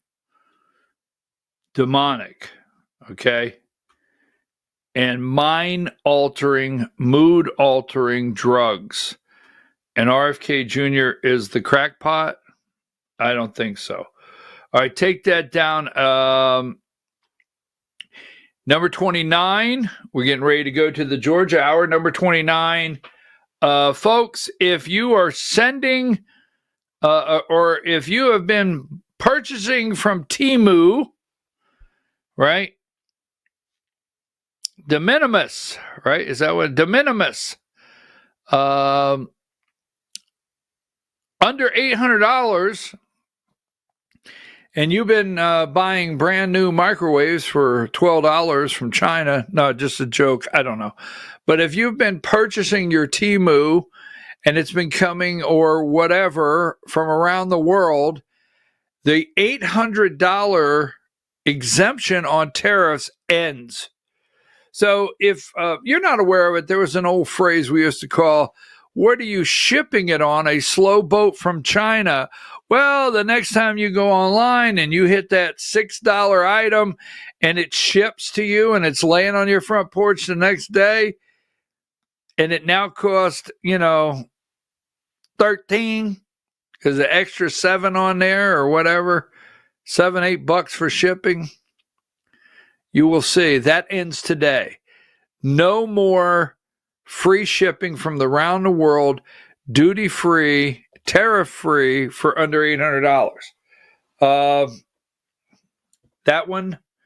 All right. So before we go to the Georgia game, take that one down. I have a question for you. Number 32. Now, let's not get mad at BKP. Let's not. Got it? Because I said this, I asked this question to someone, and they got a little upset with me.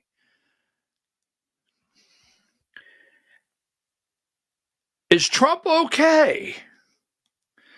80 years old is 80 years old. Now, he's on his game. He's on his game. I mean, the guy is flat on his game. You're not going to knock him off his game, but physically, is he okay? There's a lot of articles on websites that you don't like talking about his health, all right? And the question is coming up. Now, I will say this. Vance insists Trump is healthy, says he's ready to assume the presidency if there's a terrible tragedy, God forbid. So I'm not telling you that Trump has a health problem. I'm not. Got it? Not telling you. But I am going to say this. It's not uncommon for your vice president to go out and make speeches. But remember, J.D. Vance came to Atlanta. He now went to Wisconsin. Trump has him on the road, either breaking him in as far as going out and delivering presidential Oval Office information to the people. But there's a backstory saying Trump is ill. Now, easy, you did not hear me say he is. What do you think? I want to know from you, seriously. And don't yell at me. If you got to yell at me and you're mad because I brought up the question, then don't even answer it. All right, let's see what else I have here. I got to give this guy an A. I got to do it. So Thailand and Cambodia, there is a border dispute, okay? There's a border dispute between Thailand and Cambodia. Now, the prime minister, I think that's who it is, the prime minister of Cambodia has been removed from office, number 70. Removed from office. And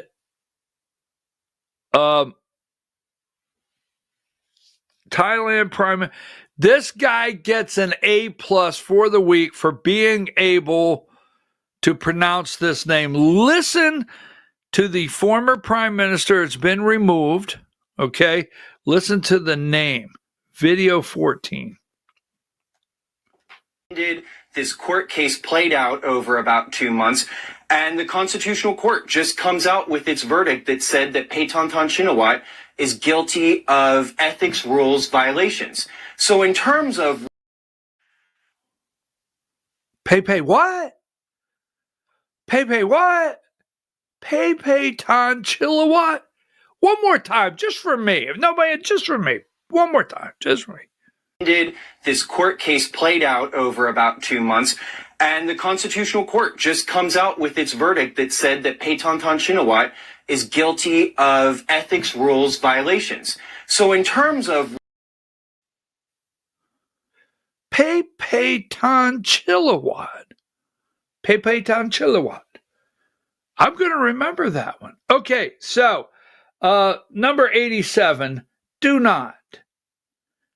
All right, I know. Please stop with the nose ring shit. I'm sorry. I shouldn't do that. My mom is going to get me. Stop already, okay? Stop. You're not an animal. You're not a bull. Stop with the nose ring. It's absolutely disgusting. You're not some buffalo. All right, anyhow, take that down. I always venture into things I really have no business. Give me number 88 if you're in Georgia. Okay?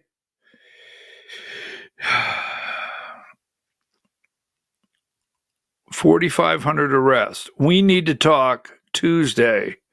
We need to talk Tuesday about deportation. Yeah, we got to talk about it Tuesday. So we're going to get ready. We got to go to the Georgia Hour. We got to go to the Georgia Hour. We will be back at 10 o'clock on the dot.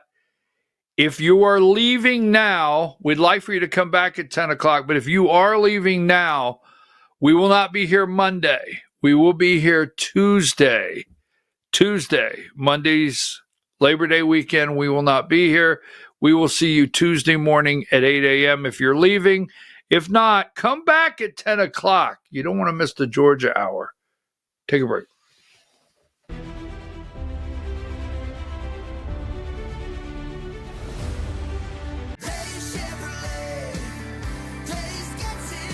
At Days Chevrolet in Jasper, we're proud because for more than 65 years, we've built a legacy of trust for the families we serve. That's why 80% of our business comes from repeat customers and referrals. When you treat folks as well as we do, word is bound to get around. Days Chevrolet in Jasper, family first since 1959. Days Chevrolet.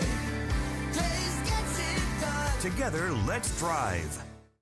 Larry's Body Shop in Ellijay. Family owned and operated since 1978. The latest in cutting-edge digital technology and state-of-the-art equipment allow our iCar Gold Class certified technicians to restore your vehicle. Our second-to-none customer service will work directly with your insurance company. Major accident or minor fender bender, we take the dents out of accidents. Larry's Body Shop, North Georgia's #1 body shop. Visit us at collisiondecision.com.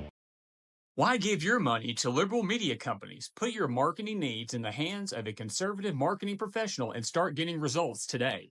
FYN Media Group, one of the top digital marketing agencies in Georgia, specializes in website design and hosting, social media promotion and management, and so much more. Visit FYNmediagroup.com or call 706-889-3564 for a free consultation. Welcome to El Rey Azteca Mexican Restaurant. We invite you to indulge your senses with our from-scratch authentic Mexican food. Whether you are hungry for fajitas or the El Rey Azteca burrito, we offer a wide variety of fine Mexican dishes, drinks, and desserts. Our inviting patio, indoor seating, and bar has a seat for everyone. So come to El Rey Azteca for delicious food, great drinks, good friends, and loads of fun in a casual and friendly atmosphere. Ladies, when you wear elegant jewelry, you become a force to be reckoned with. You shine brighter than the stars in the sky, and your inner beauty radiates like the sun.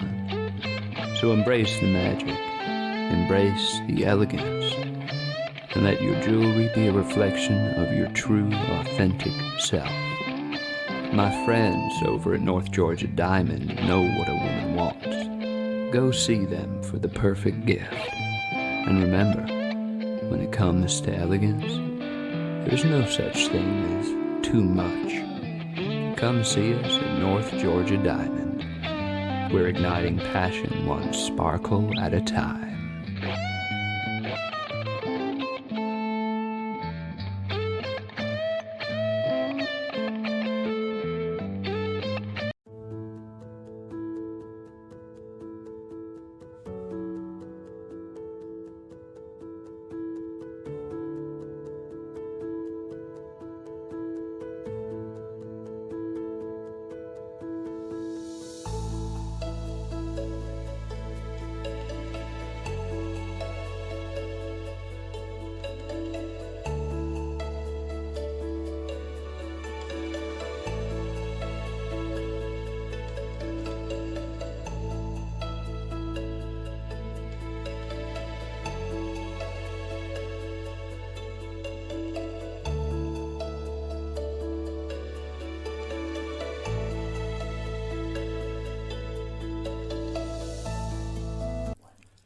In 1981, Reed Nicholson began selling tires out of an old barn in Mineral Bluff. Little did he know that he had just laid the groundwork for the most trusted names in automotive services in the Blue Ridge area. In 1997, Nicholson Tire Center became what it is today, holding the same values of faith, family, and great customer service. 2 locations to serve you, and the Blue Ridge location is currently expanding to offer fast service and the largest U-Haul provider in Georgia. Nicholson Tire Center, Blue Ridge, and Mineral Bluff. This is a special report. Knowing how to invest your money is harder than ever before.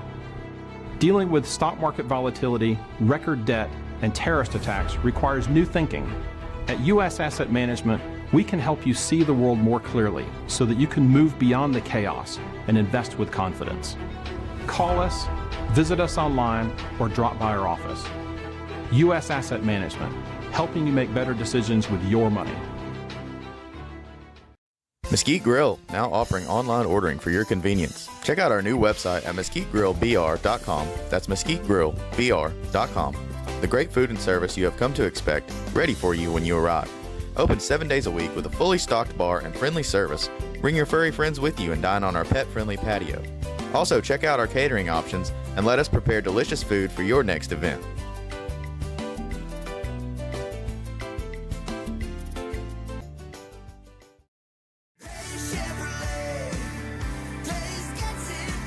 $11,000 discounts real? You bet they are. During the Last Chance event at Days Chevrolet in Jasper, where every Chevy has our biggest Last Chance discounts, like up to $11,000 off new Chevy Silverado 1500 crew cabs. But you better step on it. It's your last chance to save up to $11 grand at Days Chevrolet in Jasper. Days Chevrolet. Days gets it done. Together, let's drive. Larry's Body Shop in Ellijay. Family owned and operated since 1978. The latest in cutting-edge digital technology and state-of-the-art equipment allow our iCard Gold Class certified technicians to restore your vehicle. Our second-to-none customer service will work directly with your insurance company. Major accident or minor fender bender, we take the dents out of accidents. Larry's Body Shop, North Georgia's #1 body shop. Visit us at collisiondecision.com. Why give your money to liberal media companies? Put your marketing needs in the hands of a conservative marketing professional and start getting results today. FYN Media Group, one of the top digital marketing agencies in Georgia, specializes in website design and hosting, social media promotion and management, and so much more. Visit FYNmediagroup.com or call 706-889-3564 for a free consultation. Welcome to El Rey Azteca Mexican Restaurant. We invite you to indulge your senses with our from-scratch authentic Mexican food. Whether you are hungry for fajitas or the El Rey Azteca burrito, we offer a wide variety of fine Mexican dishes, drinks, and desserts. Our inviting patio, indoor seating, and bar has a seat for everyone. So come to El Rey Azteca for delicious food, great drinks, good friends, and loads of fun in a casual and friendly atmosphere. Ladies, when you wear elegant jewelry, you become a force to be reckoned with. You shine brighter than the stars in the sky, and your inner beauty radiates like the sun. So embrace the magic, embrace the elegance, and let your jewelry be a reflection of your true, authentic self. My friends over at North Georgia Diamond know what a woman wants. Go see them for the perfect gift. And remember, when it comes to elegance, there's no such thing as too much. Come see us at North Georgia Diamond. We're igniting passion one sparkle at a time.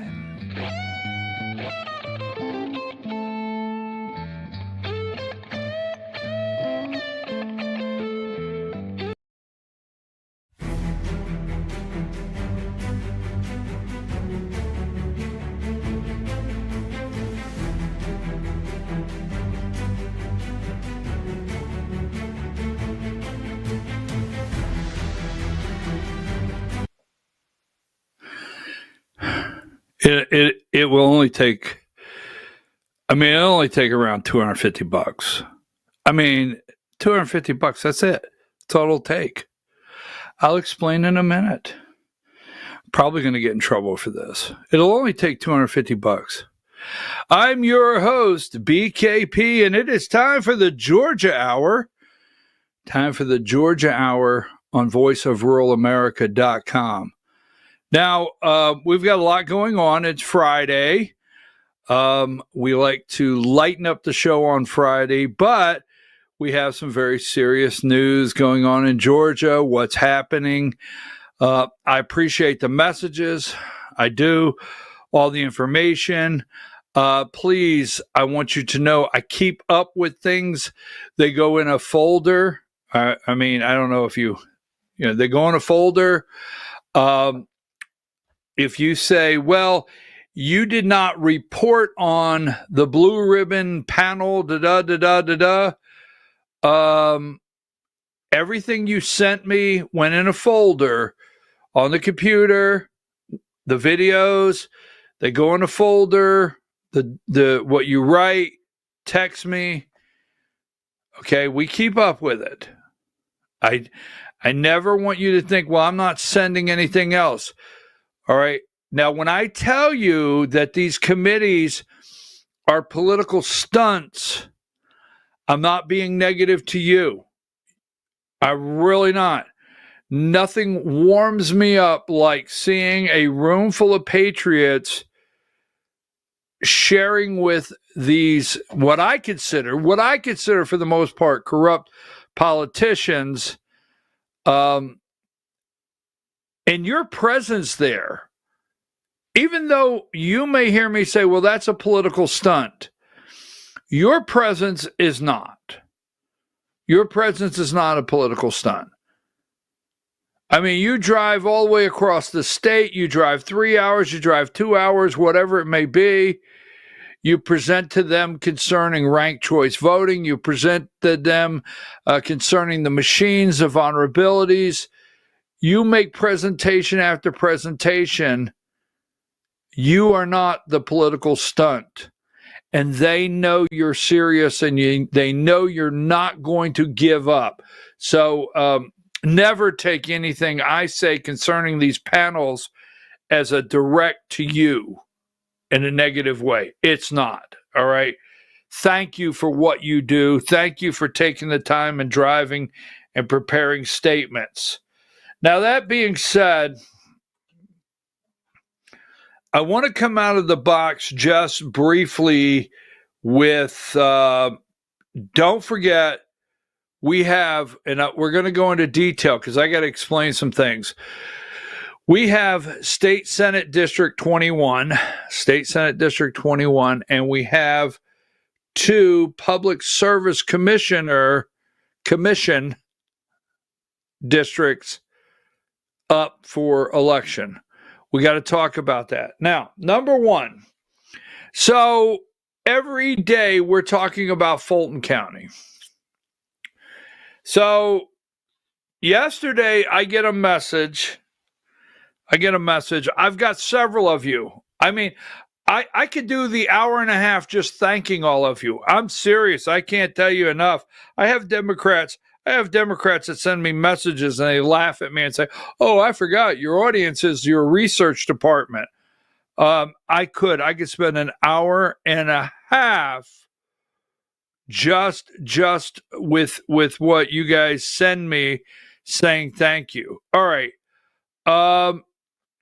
So last night I get this message and it says, in Superior Court of Fulton County, State of Georgia, Fulton County Republican Party versus Fulton County, order granting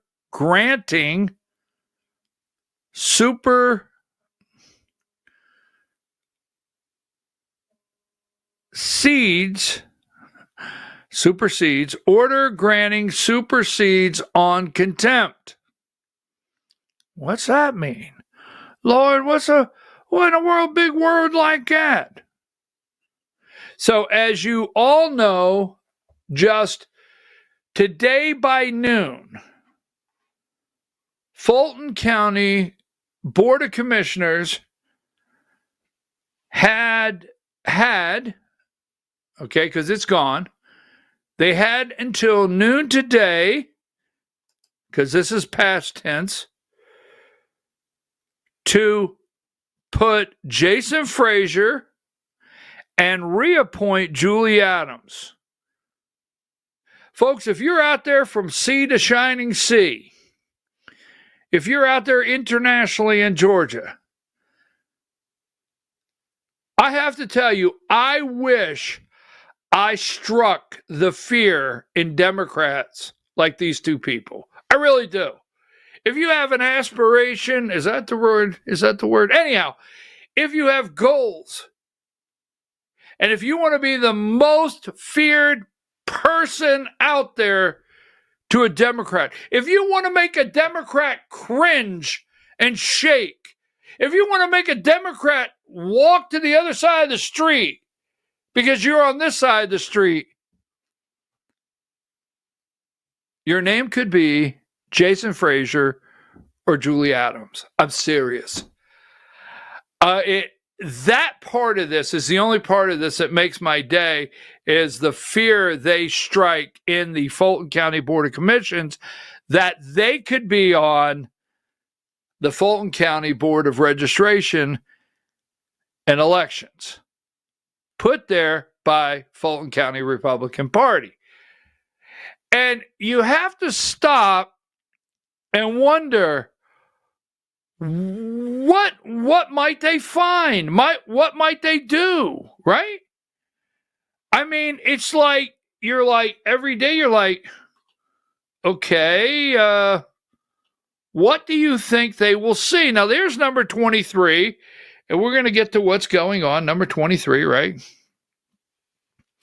And so we have contempt of court.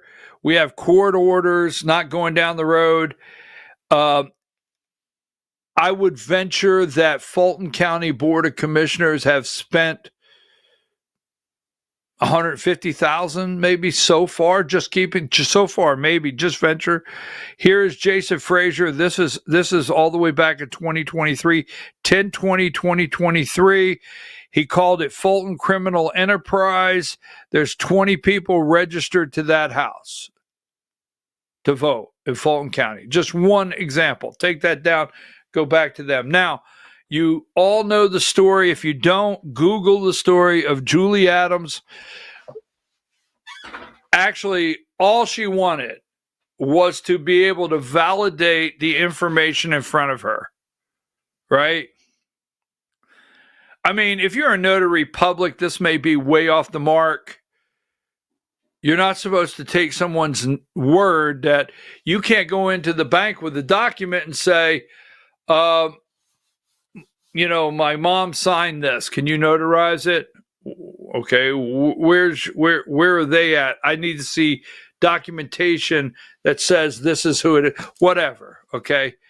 Whatever. That may be a poor example, but just for that, Julie Adams wanted to see corroborating information to go with the votes that was put in front of her so she could sign and certify and feel good everything went together. I'm making that very simple. You can look up the case, but God would think, the world ended because she wanted to certify the election based on information.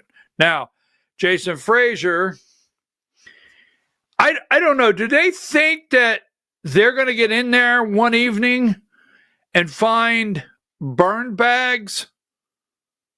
Do you think they're going to get in there one evening and find that one document hiding somewhere that says X? I don't know.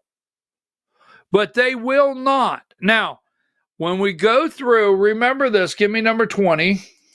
All right. This happened this week. This was Wednesday. Just Wednesday, the judge said, you know what? You guys are in contempt. So here's the deal. The judge held Fulton County Board of Commissioners in civil contempt Wednesday, ordering $10,000 daily fine for defying the court order by failing to appoint the two Republicans nominees. A 17-page ruling. You've got till Friday at noon And then it's $10,000 per day. I didn't get excited. I said, people messages. Not going to happen. I said, they're going to appeal. They'll spend $1 million. They don't want these people on this election board, especially during the PSC. Now, I'm going to throw out here, You do realize one Democrat wins, and I'm going to put this to you in a minute, and it's surrounding Fulton County. One Democrat wins. Folks, money, you've never seen this much money. I don't even know who you are. You haven't seen the amount of money that's going to come in to try to get Democrats elected from Ossoff, Democrat governor, all the way down the line. Oh, it's going to pour in here. And where else? Who could be very helpful in making that happen other than Fulton County? Fulton County is not letting these people on this election board. So the judge said this seemed like it was just Wednesday, right? Just Wednesday. Then last night, I got that message and I said, okay, so freeze. So what you're saying is you're going to freeze the fine, number 57. So here you go. The Fulton County Commission won't have to pay the $10,000 daily fine, not appointing the two Republican nominees to the county election board. At least for now, the fines were scheduled to begin today. Hold on there, Baba Louie. I'll do the thunking around here. Late Thursday, Senior Superior Court Judge David Emerson stayed his Wednesday ruling that held the commission in civil contempt for failing to appoint Fulton County Republican. So let me get this straight. On Wednesday, David wrote a 17-page ruling calling the county stubborn and demanding they put these two people on the Fulton County Board of Registration and Elections, number 58. And then the same David, what is that? Did he have an epiphany? What is that? Is it an epiphany? What did he have? He had something. Maybe he got a phone call. David, what was you thinking? I don't know. It came after the commission filed court documents in Fulton County Superior Court notifying Emerson of their intent to appeal his contempt order.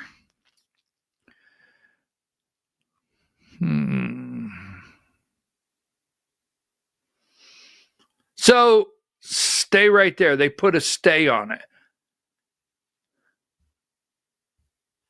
Just saying. So how long before the next report? I'm not for sure. But as of today, as we go into Labor Day weekend, as we move to our next story, number one, we go into Labor Day weekend. The two people that put the most fear in Democrats in Georgia, Jason Frazier and Julie Adams. Jason Frazier, as we end the show going into the weekend, will not be on the Fulton County Board of Registration and Elections. And Julie Adams will not be reappointed until further notice, or stay tuned for our next episode of Fulton County Commissioners Do Whatever the Hell They Want. They just do. Now, that being said, I just want to say this because we have a lot to go into today with Georgia. We've got a lot more to do. This convoluted Disaster. Could have, should have, would have, could have been solved several years ago. There was, I have hours of conversation in Forsyth County, Cherokee County, DeKalb County, other counties where they're doing everything they can to keep our Republicans from our Republican Party off the Board of Elections all around the state of Georgia. But yet, our lawmakers did not solve it, and our party, Josh McCoon, the chairman of the Georgia Republican Party, did not push to have it solved. Now, Brad Carver and others have gone to the Capitol claiming election integrity, claiming Sally Grubhub and others to fight for election integrity, but somehow glossed over getting a legislative correction on appointing Republicans and forcing these counties to do the right thing. And this is where we're at today. So I hope Fulton County Republican Party prevails. I do. And these two go on there. But it should have been done and over with. All right, take that down. Okay, so now I want to do this before I go into the undiagnosed, because I'm not a professional, mental health crisis in the Frost family. I'm not I cannot diagnose. It's just clearly my opinion that everything that's happening in Coweta County shows that these people got a mental disconnect somewhere and something's bad wrong. That is my personal opinion that I have. I do not have a shingle hanging over my door that says I'm qualified, but I can sure as hell look at the albino rhino and think something's damn wrong. Easy. That wasn't. So we'll get there in a minute. Now, I cannot preach this. This is where I'm preaching. I'm going to preach, okay? I can't preach this enough. It bothers you. I know before you say it, if I say vote Republican. I know. I get it. I cringe at some of these Republicans. I mean, I just go, oh my God, no, are you serious? You're not a Republican. But if you do not get behind, now I'm going to show you this. I don't know if it's been determined. Give me number 6, but we had a, I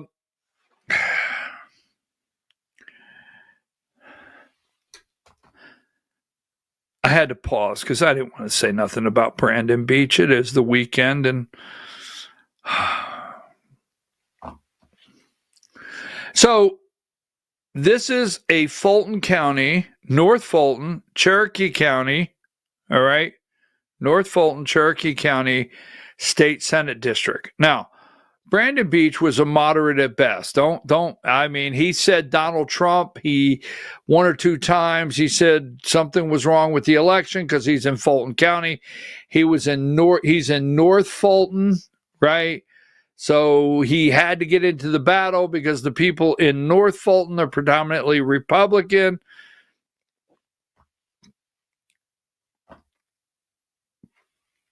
Brandon Beach never supported Donald Trump based on that's who Brandon Beach is and what Brandon Beach is about. If you look at Brandon Beach's voting record in District 21, he's a moderate at best. That's the nicest thing we can say on a Friday. Now, District 21 State Senate. Open, we've talked about this jungle primary. The state of Georgia, we've asked over and over to close our primaries. We have, over and over. We've asked Josh McCoon, the chairman of the Republican Party, go in there and tell them you want to close the primaries. We've asked everyone to go to the lawmakers, Republican lawmakers, close the primary. And they thank you for your time, and that's it. Nothing. We've asked ever since the Kelly Loeffler, Doug Collins, Senate, U.S. Senate, jungle primary to fix this jungle primary. And they've had all that time, nothing. They didn't fix it. Needed to fix jungle primaries, needed to put a full force stop on any chance of ranked choice voting, and needed to make sure we close the primaries. We got nothing. Now, so we have 6 Republican candidates in this special election. What happens in the 6? Jason Dickerson. Okay, now, he beats, right, Steve West like 50-some votes. Officially this morning, I'm not 100% if Dickerson is the candidate. I think they're doing a recount. And I don't think, unless somebody sends me a message right now, that Steve West has conceded to Dickerson before a recount is done. But as we sit this morning, it looks like our Republican is number 12, Dickerson. All right. So,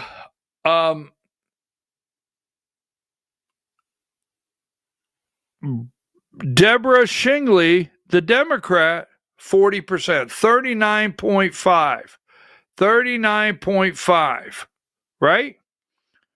7 Republicans, only 14,000 votes. Now, this is Dickerson, number 12. This would be the Republican.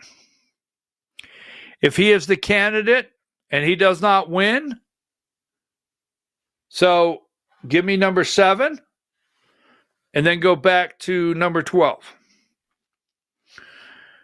They are celebrating in Iowa. It's not, and Iowa is not Georgia. Democrats flip Iowa State Senate this past week, breaking GOP supermajority. Remember, there was a time when the GOP had a supermajority in the House and Senate of the state. State House, State Senate. Now, take that back to 12. This is the Republican in District 12. If this guy does not win, because this is a Republican district, this is a district that Democrats in the past, there's a couple elections they never fielded a candidate. Never fielded a candidate. Most elections, it goes 70%. Now, in a special election, but there's 6 Republicans. If the other 5, if you're a Republican out there and your candidate did not win and you don't go support him and you tell me you don't like him, fine. I'm not mad. I'm not mad. Just if this lady here, number 11, if she pulls this off, I'm serious. District 21, Deborah Shingley, 39.5% of the vote. If she pulls this off, you'll just have to sit there and just say, well, that doesn't matter. I don't like Dickerson. I'm not voting for him. But you better get ready. You better get ready. If this lady pulls this off, what's about to happen in Georgia with the money that comes in here? This race is the key to your candidate's race. Well, I'm not supporting that guy, but I tell you what, I'm behind my governor candidate 100%. I'm not supporting that guy, but boy, I can't wait. I'm backing my Senate candidate like you would not believe. I'm going to get rid of Ossoff. Whether you like it or not, the key to your candidate winning in the race that you're most interested in is large in part if the Republican wins in this special election. I know you didn't like that. I know that. I get it. I'm in the same boat. Now, I don't vote in this. But now, People don't like TikTok. I understand you don't like TikTok. But let me tell you something. They're give me video 17. All right, everybody, we're going to give a quick update about what happened in special election Senate District 21 yesterday before we pivot back to our Public Service Commission informational videos. So yesterday, in a district that normally goes 70-30 to Republicans, in 2018, 70-30. In 2020, we didn't even field a candidate. 2022, we didn't even field a candidate. 2024, 70-30. Yesterday, Deborah got 39.5%, almost 40% of the vote in a field of 7 candidates, 6 Republicans, 1 Democrat. So a 10-point bump in performance for a Democrat in that district. That's huge. We've got momentum on our side. But because she didn't break 50, we're now going to a runoff. And that runoff is going to be September 23rd. We've got 1 month to make sure all of our Democratic voters in that district, everybody who came out yesterday, everybody who maybe didn't come out, and that's going to be more important, anybody who maybe didn't come out yesterday or in the lead up of early vote, make sure they know September 23rd, they've got a chance to come out. We're there, guys. We're there. We've got a chance. The opponent is leaning into everything you'd expect a MAGA Republican to lean into out of that area of the state. But we have a chance here to really do something and shock the world. So Deborah's links are below. Again, make sure you let your friends in the area know. If you're outside of Georgia, send support however you can, whether it's financially, whether it's phone banking, text banking. If you're in Georgia and you wanted to go canvassing, I'm sure they're going to start posting canvassing opportunities as soon as possible, because we have 1 month to make sure that we send Deborah Shigley to the state Senate, flip this district. All the excitement you're seeing in Iowa, where they flipped a Senate district last night and they broke the GOP supermajority, all the excitement nationally you're seeing about that flip, we have the chance in 1 month to bring all of that excitement to Georgia when we flip that district, when we flip Senate District 21 and we send Deborah Shigley to the state Senate. So again, be on the lookout.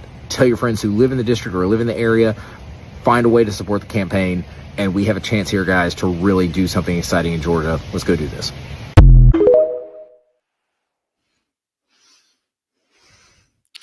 What did he say in the beginning? He said in the beginning, before we get back to what? Our Public Service Commissioner races, right? Now they know if they can pull this off. And what they do is they geofence. Do you know what geofencing is? They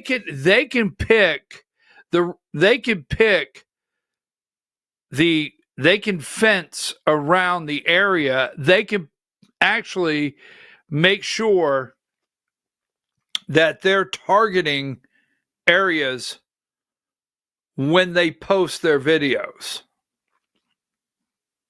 That's right. And TikTok knows from your phone if you're in their district. I'm just telling you, yesterday, I did not see one thing besides what an individual might post on X that I follow. Nothing. All right? Give me this one here. Don't get upset with me. I'm trying to fire you up. Video 20. A few months ago, I mentioned a special election here in Georgia for a Senate seat. It's District 21, Cherokee and Fulton counties. Well, the special election happened yesterday. There were 7 candidates, 6 Republicans, 1 Democrat. The Democrat, Deborah Shigley, got 40% of the vote. Now, in the last election, the Republican candidate for that Senate seat got 70% of the vote. And so for her to get 40%, a 10% bump, is huge. We're still waiting to see who our opponent is going to be, but the special election is going to be September 23rd. What does that mean for all of us? It means we've got a month. We've got a month to volunteer for her campaign. I'm going to tag her here on the TikTok. Go follow her, like her posts, share them, tell your friends. If you know someone in Georgia, text them and ask them if are you in District 21? Do you know about this special election? Only 14% of eligible voters turned out for the special election. There can be more people to turn out. There can be more of us. So Deborah Shigley for Georgia. I'll tag her here on the TikTok. The special election is September 23rd. Volunteer, go to her website, do all the things. All right. Now, for those of you that are angry, for multiple reasons, maybe just because you're angry, there's a need to be angry. People are on there. People are on TikTok. Yes, yes, yes. Republicans, people are on there. Oh, yeah. Oh, yeah. Oh, yeah. I know. They said they would never be on. Marjorie Taylor Greene's on TikTok. Now,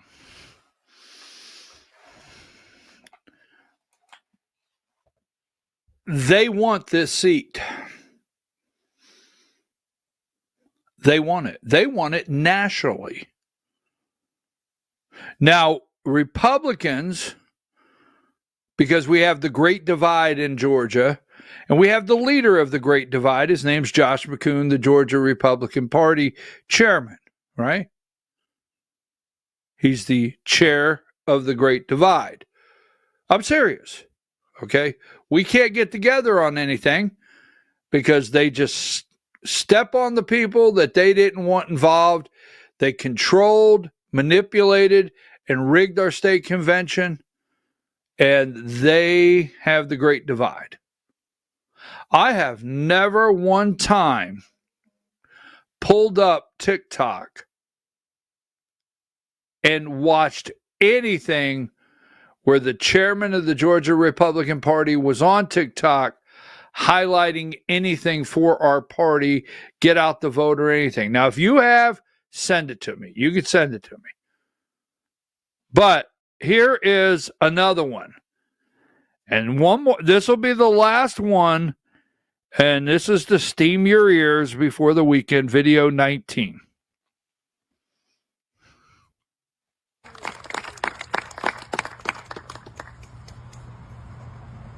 Good morning, everybody. My name is Charlie Bailey, and I'm proud to be chair of the Democratic Party of the great state of Georgia. And I'm overjoyed to be here with my friends Rua and Deborah Shigley, one of the best candidate recruits we've seen here lately, who's just kicking ass. I want to say some positive things, and then we'll get into some of the stakes. When I was elected chair, it was like May 3rd, and Deborah was already I think gearing up. You were in it. One of the things I campaigned on was making Vote Builder free for state legislative and local candidates. And you are looking at the very first candidate that received Vote Builder for free from the... Thank you, Charlie! And that is just a representation of what we view as a state party as our role. This is the Democratic family. We don't exist to make money off of Democratic candidates. We exist for one reason. And we all love each other and everything. I see a lot of friends out here, but this ain't a social club. We exist to elect as many Democrats to as many offices across this entire state as is humanly possible, period. Right. That is what we do.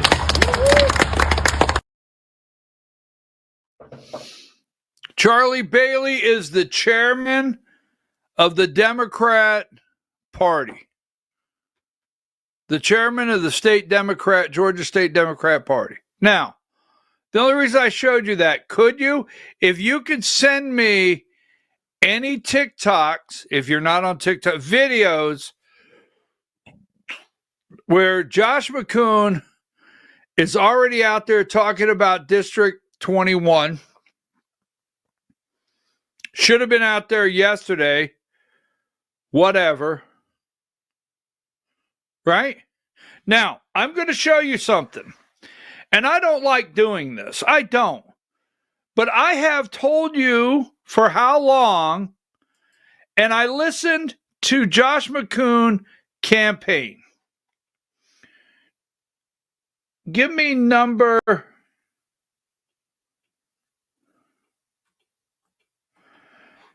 Diane, give me number 24. Now,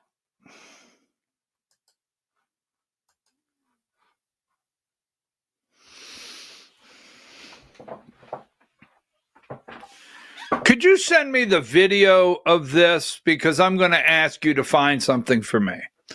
Now, Tuesday night, I was down in Jackson, Georgia. And Burt Jones is running for governor. He's the lieutenant governor, and he had his kickoff, and I was there. And Josh McCoon was on the stage, and there's a little bit of battle on social media, and he gave a little 10-minute cheerleading at this event.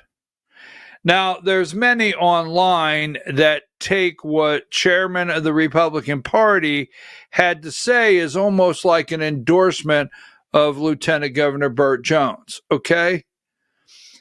Some are arguing, no, he was there to pump up getting out the vote and unifying, okay? I was there. Sounded like a endorsement, but okay. Now, let me tell you something. On Tuesday night, that election was taking place, right? It was taking place up there in Cherokee County and Fulton County, correct? Now, I want to know, since he was on that stage talking about the governor's race, if you've heard Josh McCoon and the Georgia Republican Party, Inc., say one word. If you have, send it to me. Now, I'm not talking about one of Charlie's kids out there, and I'm not talking about somebody that they retweeted or something. I want to know, because I'm going to show you something with the Georgia Republican Party, Inc. I want to know if this guy, the leader, has come out. Now, I just watched Charlie Bailey. I watched two people that are promoting this race. And I wonder if am I the only one telling you this morning that State Senate District 21 could fall to the Democrats, and they're going to pour money in here all over the United States to help this Democrat. You're going to have a race that already had only had 14,000 people come out, Fulton and Cherokee in a district. You're going to have a race where this lady probably by the end of next week has, $250,000, no joke. And they're going to have their people getting out the vote. Now, I don't know. Could you send me one thing? Now, if you remember when he was running for, just put this on record because it's going to come back. When he was running for GOP chair, he would say John Ossoff, but then he would go straight into the governor's mansion, the governor's race. We have to hold the governor's office. Why? Now, I think we should hold the governor's office, but for him, why? I'll give you one reason we have to hold the governor's office, because if the governor's office goes to the Democrat, he don't have a job. He works for the governor.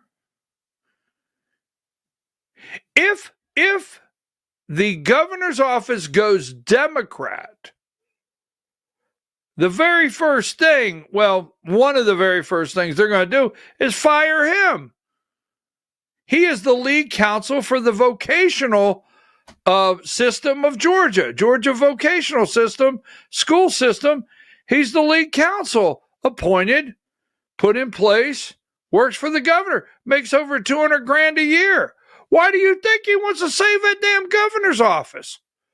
He's not saving it for a Republican. He's not saving it because Donald Trump endorsed Burt Jones. He's saving his own damn bacon. I'm going to tell you something. If his sorry ass, and I'm going to say that's me, I'm just going to say, I call it. If his sorry ass don't get off that podium and get his ass up to the 1st district, he needs to live in that damn 1st district for the next 30 days. Him and Sally Grubhub. Sally, pack up your Ozempic, put it in a bag, and get your ass up there. Sean D., take Blueberry with you, the little fat guy that wears the sandals and the white socks. Take him with you. But get your ass up there to State Senate District 21, give a unifying speech, get everybody together, and do not let the Democrats take that seat. There's a way to get ready to close up. Would this be a good time to ask for $250? I don't know. Anyhow. All right. So I just can't. I mean, I'm watching Charlie Bailey up there in the 21st district. He'll claim, well, it was a primary and I don't get involved in the primary. Well, your ass is up on that stage. Take that down. Now, I'm going to tell you something. I'm going to directly ask. I'm going to kindly ask. I know this could be upsetting to some of you. You may never tune in again. But before the day's out, I'm going to ask for $250. I am. I want it. Now, just saying. All right, now.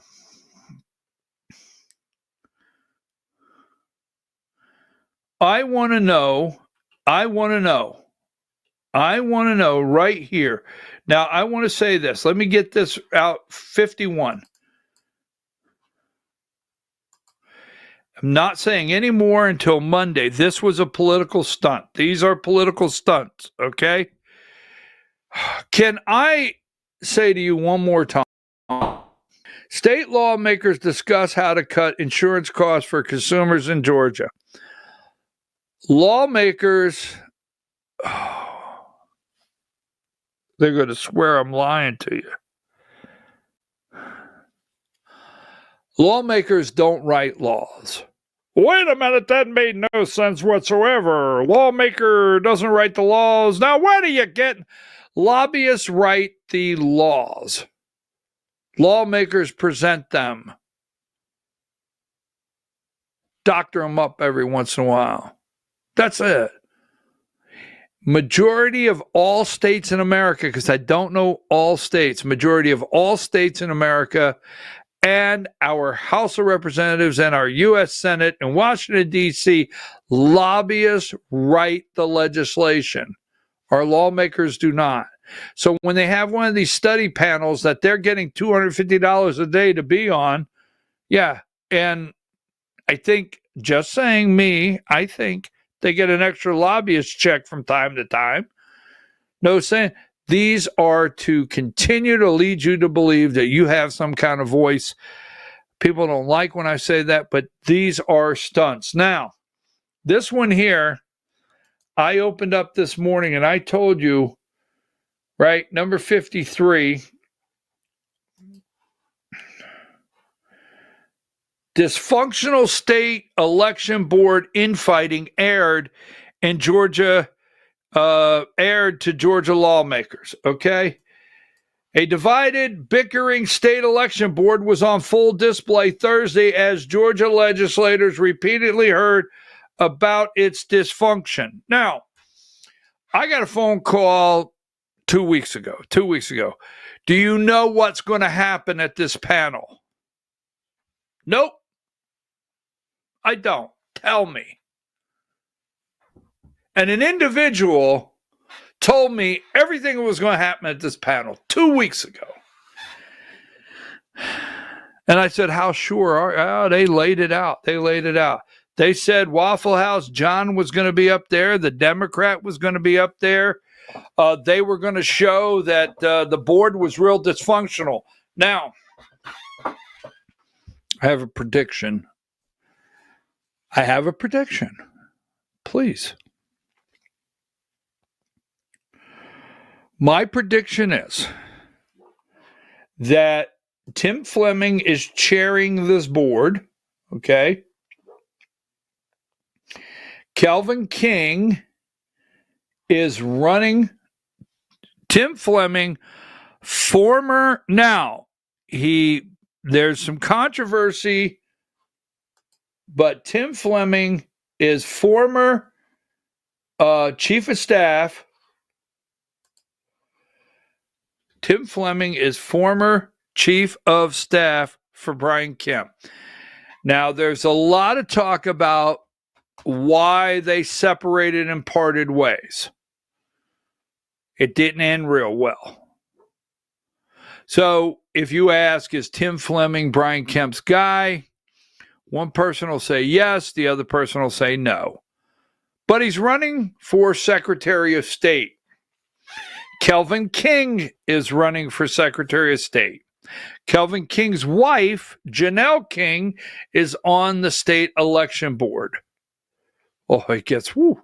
So, what I predict right now is the reason this says dysfunctional, okay, is they're going to tell you it was not dysfunctional when it's set under the Secretary of State's power. My prediction is the next Secretary of State will assume full power of the state election board like it once did. I'm just thinking out loud. I don't know that. A divided, bickering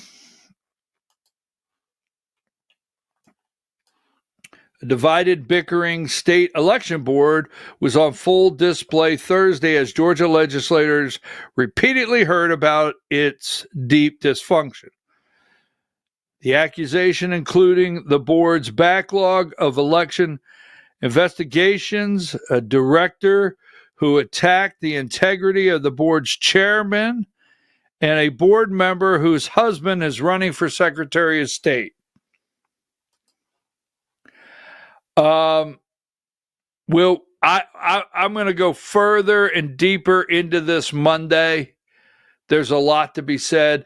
Before I move on, let me say this. All right. Patriots, thank you. You have never given up.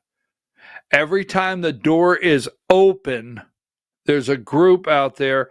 Every time the door is open, no matter what it is, if it's about elections, you are there.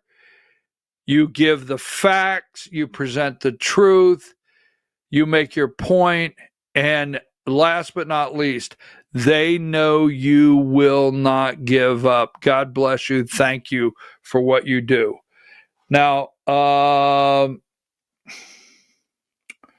so number 49, you know this guy is the albino rhino. All right? I have two more I want to do here.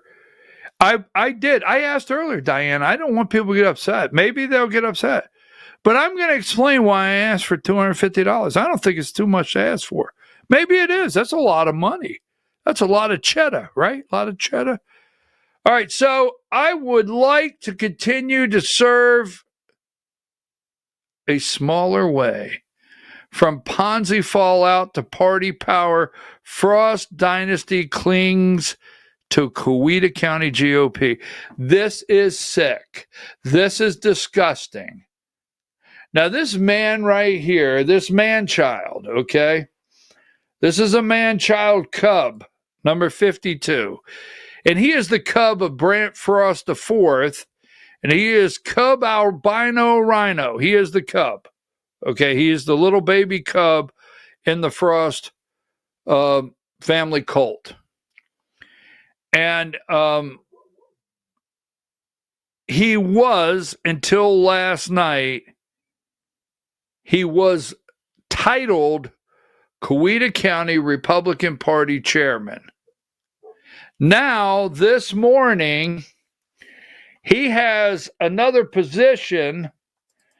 So let me go here, because this is flat out sick. Flat out sick. This is the albino rhino. Brant Frost V faces dozens of state ethics complaints accusing a political action committee he led of illegally influencing Georgia elections. His father, Brant Frost IV, has publicly apologized for orchestrating what authorities say was a $140 million Ponzi scheme. Yet on Thursday evening, Brant Frost V presided over a tense Coweta County GOP meeting without a word about the collapse of the family business. First Liberty Building and Loan, or the hundreds of investors regulators say they bilked out of their savings. Now, I had it here earlier, Diane, their agenda. I had the agenda earlier, but I'm not going to pull it up. So, now this guy, here is the new. And I'm gonna be nice about it. I'm gonna be nice. Give me number 42. 42. All right. From Ponzi fallout to Chairman Nina Blackwelder. Now, I know Nina Blackwelder. I have met Nina Blackwelder. Nina, if you're watching, you remember we met a couple years ago. You remember that? Remember me you telling me all about Coweta County? See, she's very close. She's from Coweta County. She's a young lady down there. And she was installed last night. No matter what you say, she was installed. And Brant Frost still controls the Republican Party of Coweta County. And the mother, Krista Frost, is still the second vice chair. And this morning, they have put a new face.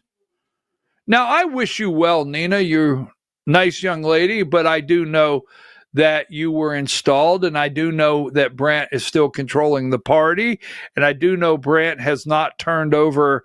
I ask you, Nina, did Brant turn over everything, all the keys to you, the backup of the website, the bank accounts, right? Anything and everything, the mailing list? Do you have that? Do you have all the Brant Frost contacts that he's had, that he calls it the Coweta County Republican Party?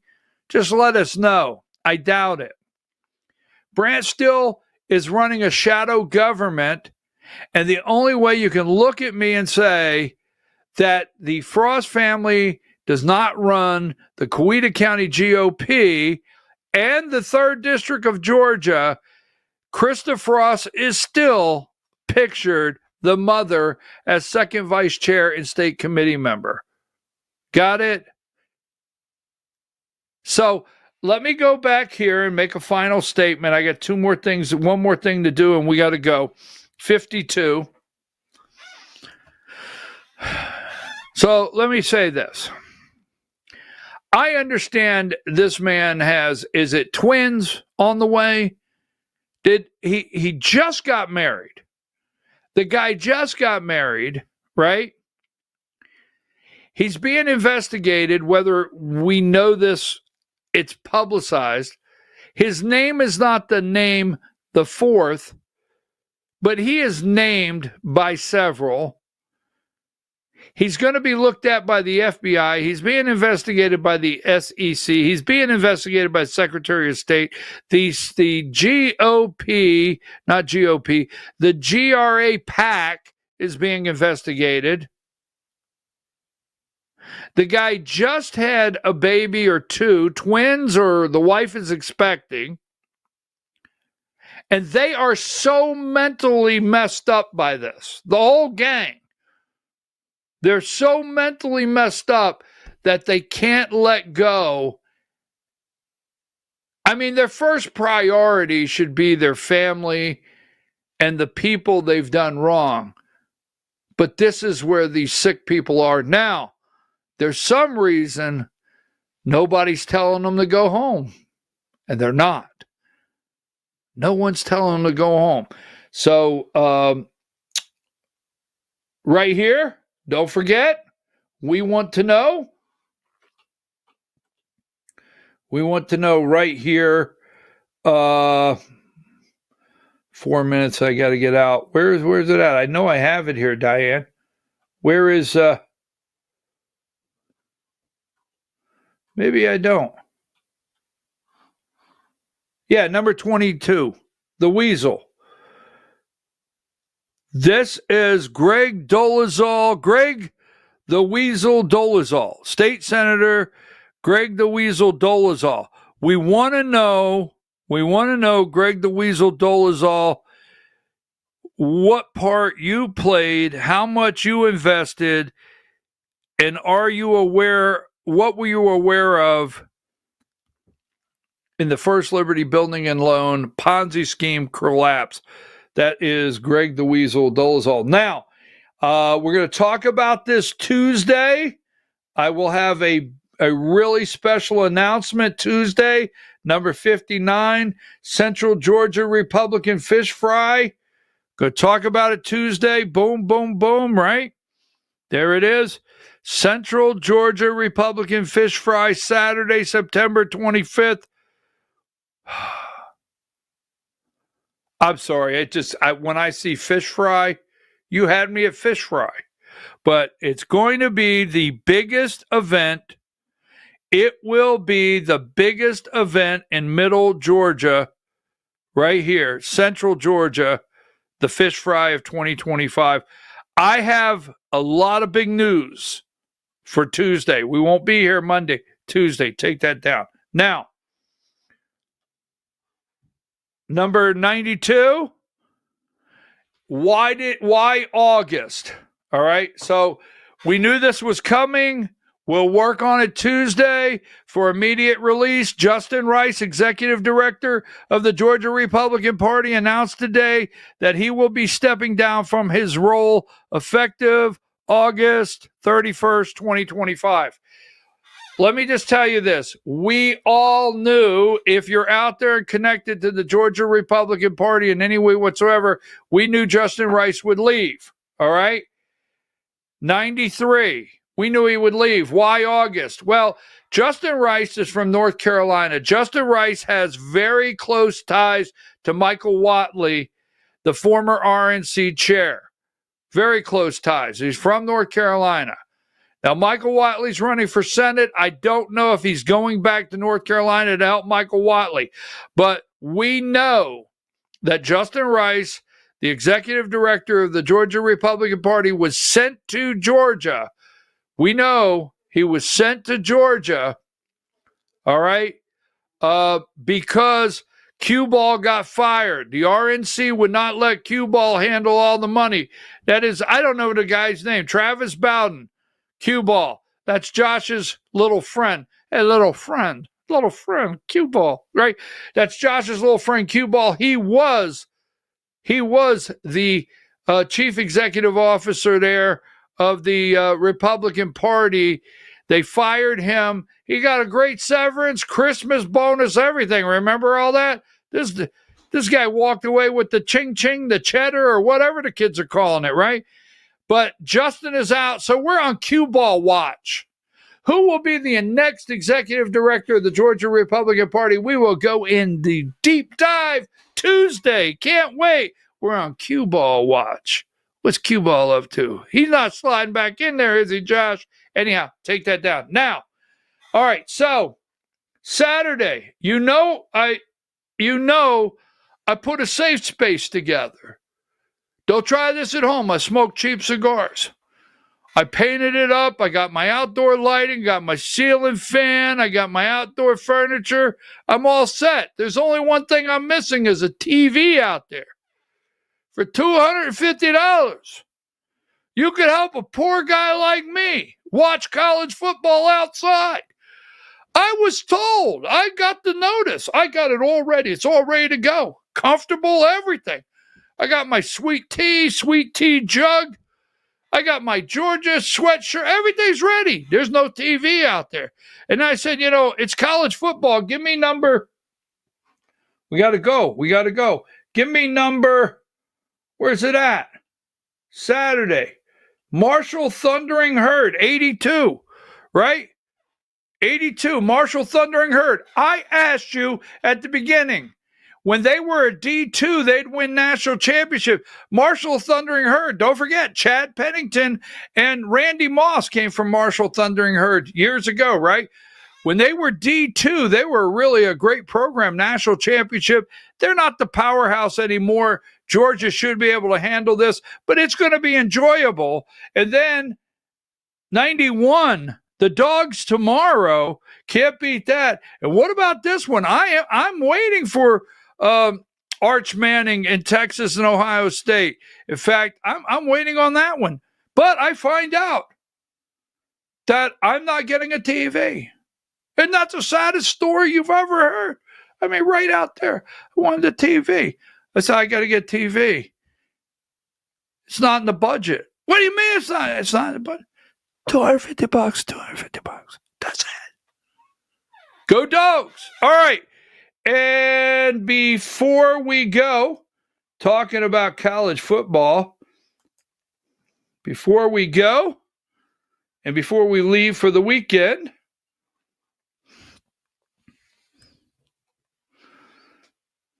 the countdown is over. The rivalries are real, and the road to the championship begins on August 23rd. Westwood One Sports brings you every electrifying moment of the NCAA football, from the first snap to the final whistle. Top teams, big plays, unforgettable Saturdays. Don't miss a second of the action. Listen to NCAA football on rumble.com, the Westward One Sports app, on westwardonesports.com, via Westward One station, streams, or by asking Alexa to open Westward One Sports. If it's sports, it's on Westward One. Have a nice weekend. I hope everybody enjoys Labor Day. We will be back Tuesday morning at 8 a.m. Take it easy.